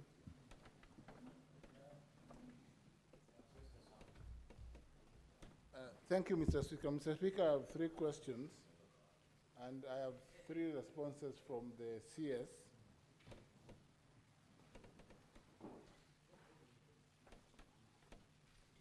Mr. Speaker, my first question, question number 80, just to paraphrase the questions. I start with question number 28, Mr. Speaker. In summary, could the CS or Cabinet Secretary for Interior and National Administration provide us a status update on the operationalization of Kanyakwa location in Kisumu East constituency, Obunga sub-location in Kisumu Central constituency, and Kabonyo Kanyagwal division in Nyando constituency, all in Kisumu County, and provide timelines for the full operation of the said units. 2, are there plans by the national government to construct offices and other supporting infrastructure, deploy administrative officers, and provide necessary equipment to the administrative units? And if so, could the CS explain any specific measures put in place to fast-track the process and address any challenges faced so far? 3, has the ministry engaged members of the local communities on their needs and concerns regarding the operationalization process, particularly relating to the location of divisional headquarters at Kabonyo, Kanyagwal? And lastly, Mr. Speaker, could the CS also state all government services that will be made available to residents of the said units upon full operationalization? Mr. Speaker, I have received responses from the CS on this question, which responses are satisfactory on the operationalization. So I don't think that CS need to respond on this one. It is satisfactory. Let's go to the next one. Yes. Mr. Speaker, the next one is question 29, again addressed to the CS Interior and National Administration. Could the Cabinet Secretary provide a detailed account of civilian deaths, injuries, property destruction, and vandalism looting during the Gen Z-led demonstrations June, July, August 2024? Could the CS explain the reasons behind the protests, detailing arrests and any charges filed? What security measures were in place to protect Parliament buildings during the security breaches of 25th June 2024? And was there sufficient intelligence to anticipate the magnitude of the demonstrations? Lastly, what protocols and measures have been implemented to ensure law enforcement, that law enforcement manages future demonstrations while respecting constitutional rights? My last question, Mr. Speaker, so that the CS could take all this together. What is the status of that question? Mr. Speaker, I have again received a detailed response, including the number of deaths, the causes and actions taken by the security apparatus at the time. Yeah, maybe the CS will just highlight a bit as he responds to the last question. You are satisfied I with the am response? satisfied. He will just highlight, I'm sure, in the end. If you are satisfied, that's okay. Let's go to Lastly, question Mr. Speaker, 080. the last question, yes. The last question is on there's no arrangement. Senator Professor, Senator. Mr. Speaker, the last question is on from the CS Interior and National Administration. You are not Could the the one Cabinet to allow Secretary- this around. I'm the chair of this session. Thank you, Mr. Speaker. You're out of order, Senator. Could the Cabinet Secretary provide an update And on don't any assume you formal- know everything in the world that the chair does not know. Yes. Mr. Speaker, conclude. Mr. Speaker, could I conclude that the CS could provide highlights when I'm done? Actually, this is the way to go. Thank you very much, Professor. Yes, thank you. Could the Cabinet Secretary provide an update on any formal investigations into an incident involving Pastor James Nganga of Neno Evangelism Center, who was recently captured on video slapping a congregant during a live church service? 2, what existing or proposed legislative or policy interventions are available for governing the conduct of religious leaders and institutions which aim at curbing the abuse of force, public humiliation or coercion of congregants and other abuses while upholding the constitutional guarantee of freedom of religion as stipulated under Article 32 of the Constitution? Lastly, what protection exists for worshippers and whistleblowers who report incidents of abuse, violence, or exploitation within religious institutions? The Speaker, the CS can answer those questions. So that, let me give guidance. What you have said is that you are satisfied with the responses on the 3 questions, isn't it? Yes, but Mr. Speaker, he could give a highlight of 2 minutes. No. I am satisfied, though. What I want to ask is the senators, if there is any other senator with a supplementary question. On the 3 questions. Have you a seat? Senator Mboni? Mr. Speaker, on the issue of operation. Wait, here. You can even pronounce it in Kiruya. Yani khulomba. Yes, Mr. Speaker, operationalization of the locations and sublocation. Minister, could you tell us, there are many new sublocations and locations across the country, and young people have undergone interviews for employment. They have been waiting, some of them even for periods of up to 2 years. When are these people going to be allowed to start working as chiefs and assistant chiefs? Any other member? Senator Enoch Wambua? Thank you, Speaker. Mr. Speaker, the Speaker, mine is also on that word, operationalization. It's going to open something. So, Mr. Speaker, the CS, if you will, we have a number of new sub-counties created in Kitui County, including Tharaka Gishu. And he knows I fought with him here to create that sub-county.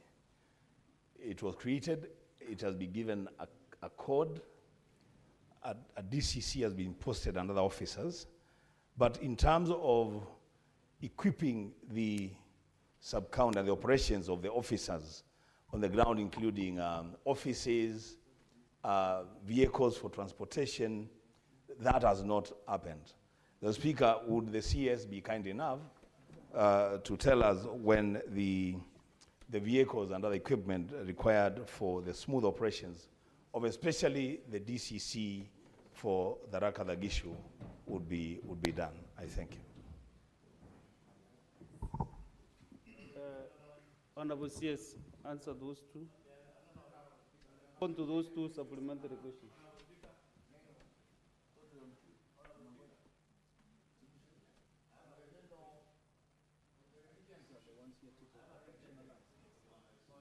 Trinde, so maybe you can ask Senator Kataya. The CS is not Trinde. Honorable Speaker, there is this sublocation called Kamagona. Kamagona is in Marawa location. I'm very sure Honorable Waziri is private to that information because it's somebody who has been to that place. It's called Kadangacheni, just neighboring Kadangacheni. Now it's Kadangaju. That sublocation, Honorable Speaker, has gone without a substantive assistant chief for close to 5 years since the retirement of one John Nyaga Kingo. We have under 2 interviews conducted. We have not received results for those interviews. And we have an acting sub-chief who is from Kamwadho, which is quite a distance from Kamagona. So these people have been crying for services. They have not been able to get a sub-chief close to 5 years since the retirement of John Nyaga Kingo. So could the ministry, now that the minister is here, tell people of Kamagona sub-location through the senator? Senator Mofaya. Yeah, I'm asking the question. Just ask the question. I'm asking the question. I'm trying to build up the case. Not to build anything. So is it possible now for the CS to tell us when we are getting a sub-chief for Kamagona sub-location so that we can get I think in general it's about operationalization of all the... No, this is a substantive chief. Divisions... Honorable Speaker, a sub-chief retired, we have not unready replacement. Honorable Mofaya, when the chair is trying to advise you, you sit down and quietly.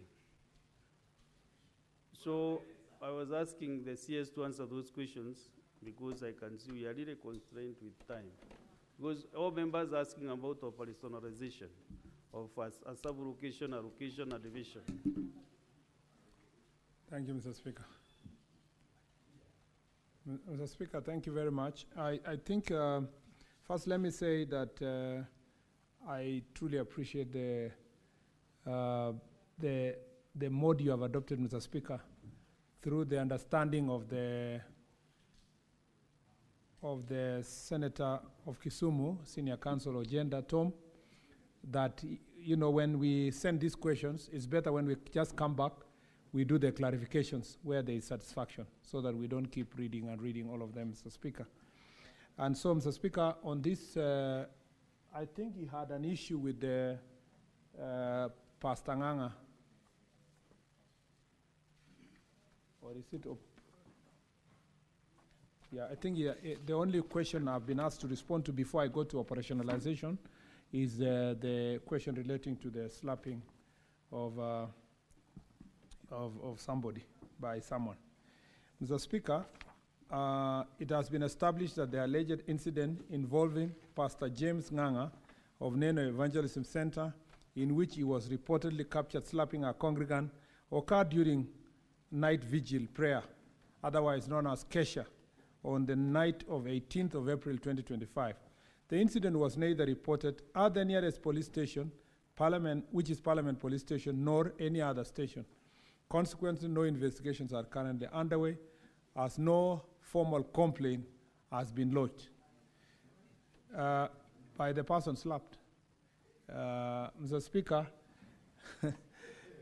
Mr. Speaker, you know, just the same way Senator Monica Lwale raised an issue earlier about a member of Parliament who did not record a statement. This faithful also, Mr. Speaker, did not record a statement. And, Mr. Speaker, if I may digress just for 1 second, that we are witnessing a lot of these issues in churches and purported churches or religious centers where people are being whipped. Adults, Mr. Speaker, are being whipped. Some are being slapped. Some are being sat on, Mr. Speaker, as part of impartation of Holy Spirit. And some, Mr. Speaker, are being washed by their pastors and so forth. Mr. Speaker, this is, I will be responding to the other issue down here, but this is something really that has affected, that is of great concern to the public. But particularly when someone goes to a church and then they are slapped and Kenyans are wondering whether this is the right thing to do. The only thing is that because of the extent of loyalty, the extent of the loyalty that some of this, or brainwashing even may say, very few of them are willing to come out and record any statement. So when they don't record a statement, very little can be done by the police, even though you can see it is an act which is repugnant to justice and morality, but very little can be done if it is not properly recorded. Mr. Speaker, what existing? Yeah. The policy framework that exists to deal with these issues are as follows. One, the Society Act, where, Mr. Speaker, is the legal framework for governing religious institutions. Number two is the Penal Code, Mr. Speaker, where when someone is abused physically or otherwise, they can, Mr. Speaker, report to police station and we can prosecute. The Constitution, where you are entitled to religious practice, but there's limitations when there's a conflict with public safety, health, and moral considerations. What are the proposed way forward, Mr. Speaker? The churches are being encouraged to do self-regulation through their associations and councils, such as National Council for Churches of Kenya, Evangelical Association, among others. 2, legislation addressing abuse in religious institutions. There is an ongoing advocacy for a legislation to criminalize abusive behavior in religious institutions. But Mr. Speaker, even with the existing law, you can still do so. Only you need the cooperation of the victims of this kind of abuse.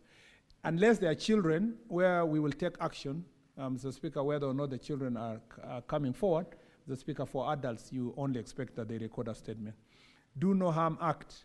There is a current discussion on legislative forums to seek to prevent the misuse of Religious Freedom Restoration Act that aims to ensure that claims of religious freedom are not used to justify harmful or abusive practices. Those are legislative proposals. And then there is proposed Religious Organizations Bill 2024, which was a product, Mr. Speaker, of a task force that was put in place, chaired by Reverend Mutava Mutsimi, and which is suggesting self-regulation, registration and oversight of the religious institutions, need for financial transparency, and combating radicalization and incitement, the issues like Shakahola, among others, protection of religious leaders, Mr. Speaker, also who are sometimes targeted by radical elements in the society, and addressing abuse and harmful practices across. The last part is what protection exists for worshippers and whistleblowers who report incidents for abuse or violence, exploitation, and so forth. We have the equality and freedoms from discrimination provided for under Article 27 of the Constitution, freedom of expression under 33, access to justice under Article 48, right to privacy in Article 31, among others. The Whistleblower Protection Act provides legal protection for individuals who report unlawful or unethical behavior, including with religious institutions. It prohibits retaliation against whistleblowers and ensures that those who report abuse or misconduct are safeguarded from victimization. In conclusion, the government is actively collaborating with religious organizations and civil society groups to develop safe and confidential reporting mechanisms for abuse. Trained religious leaders, teams, and witnesses can come forward without fear of reprisal. I will leave that matter there, Mr. Speaker, and until we have a formal complaint, we will treat it as it is. Mr. Speaker, on the issue of operationalization of administrative, Madam Speaker, on the operationalization of the administrative units, Mr. Speaker, this is a cross-cutting issue.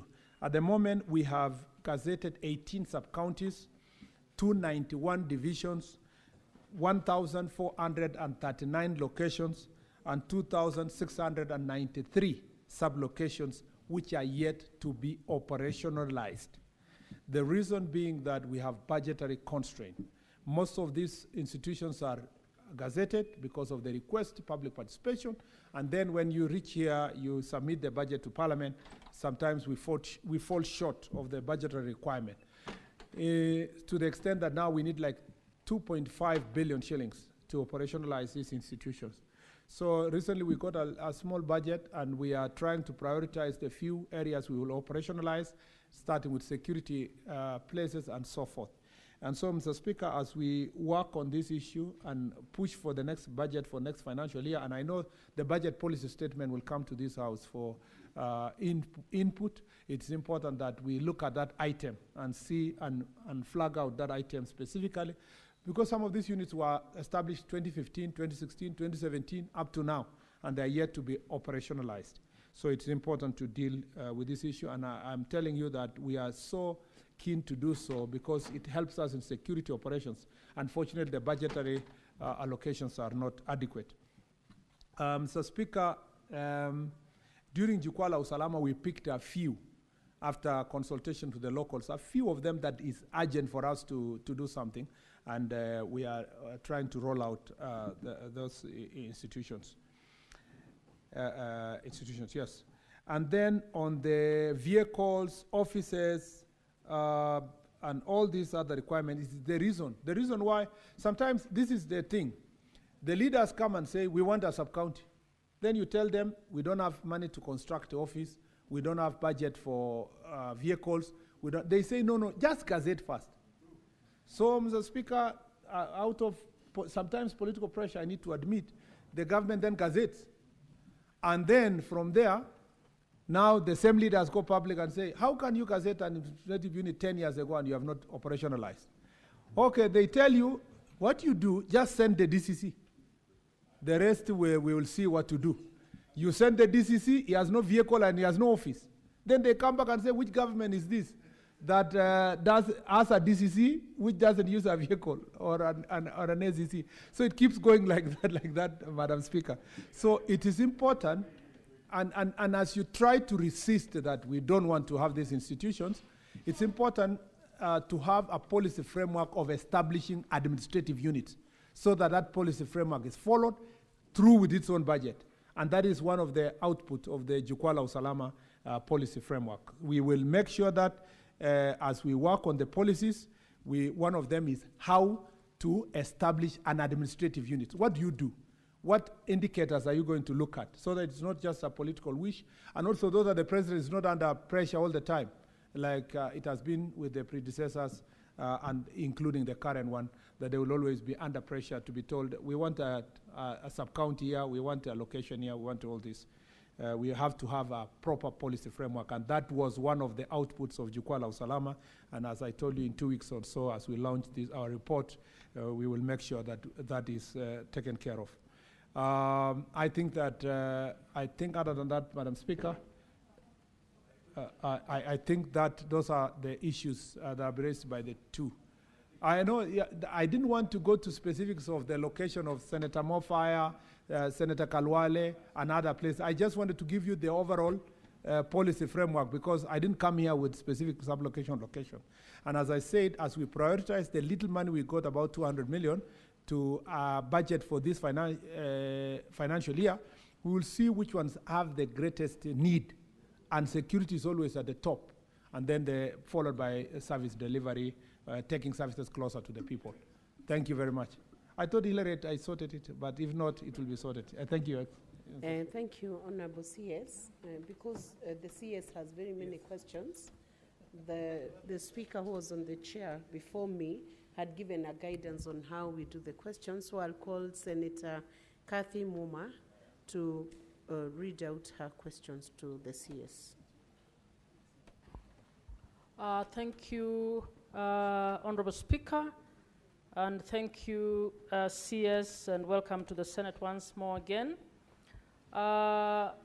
CS, I have read through the answers you've given to my questions, which I will read. I have a challenge around 2 of those questions, looking at your answers. But let me read the questions first, and then I can indicate my challenges. The first question, Madam Speaker, I rise pursuant to Order 51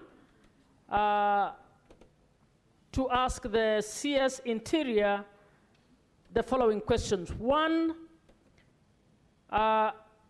could the Cabinet Secretary appraise the Senate of the following? 1, the ratio of male to female officers across the various cadres of the former provincial administration, including village elders, assistant chiefs, chiefs, deputy county commissioners, and regional commissioners, providing a breakdown of the numbers by county.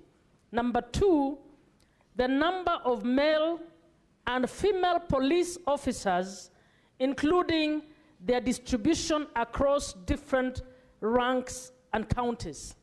Number 3, whether the ministry has any policy or internal operational framework to guide the integration of gender in its functions, including in the provision of security, ensuring protection from all forms of violence. And 4, Senator Kathy Muma, which question are you taking? I'm reading my question. Speaker, just give me a few minutes. I will actually get back to, I will explain myself. Senator Kathy, can you give me the number of the question you're reading out to the CS? Is question number? I don't know. It is the Secretariat who actually numbers the questions. Why? Now, the reason Why I'm asking that is because I have 2 questions from you. Question number 51 and question number 121, and both of them are not related to the issues you're reading now. Do you want to stand down your question first, you clarify? Because the questions before which me question? are different. So you might, the CS I've even might been not guided even by, as Honorable Speaker. Can you check the order paper and see the questions that are before the House today? Question number 51 and question number 121. So that you could read out a question which the CS may not even have an answer on it, or was not coming to respond to that question today.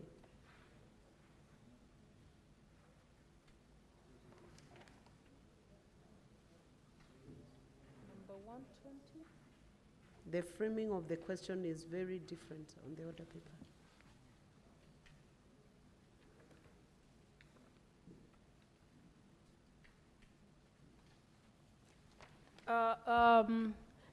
I'm reading question number 51.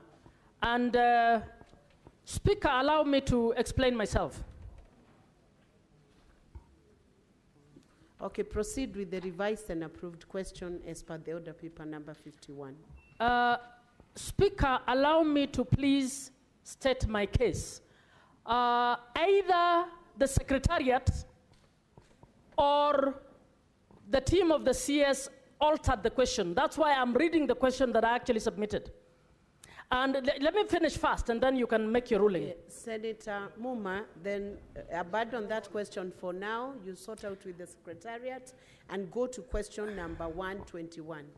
Do your second question, then sort out. Allow me to actually state what I need to state, because I have been given answers. I've given you direction, Honorable Senator. Go to question number 121.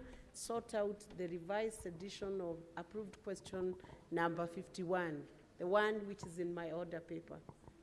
Please go to question C. I submitted this in March, and if questions are distorted without members being told, at least allow to discuss it, and then you can make your ruling. That is what I'm trying to hear. And the question was absolutely important. I heard you, you are out of order. If you are not proceeding to question number 121 first. Moving on to question number 121. Yes.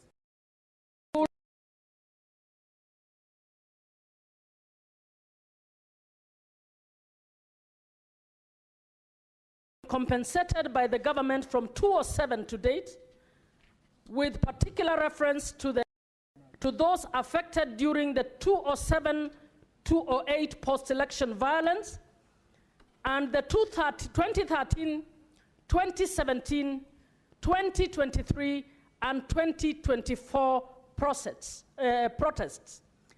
Question number 2, could the Cabinet Secretary indicate the statutory or policy framework that was used by government to effect each compensation, as well as the source of funding for the payment?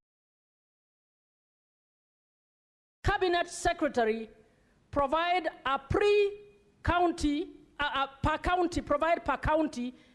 a breakdown of beneficiaries along with the details of where they were resettled.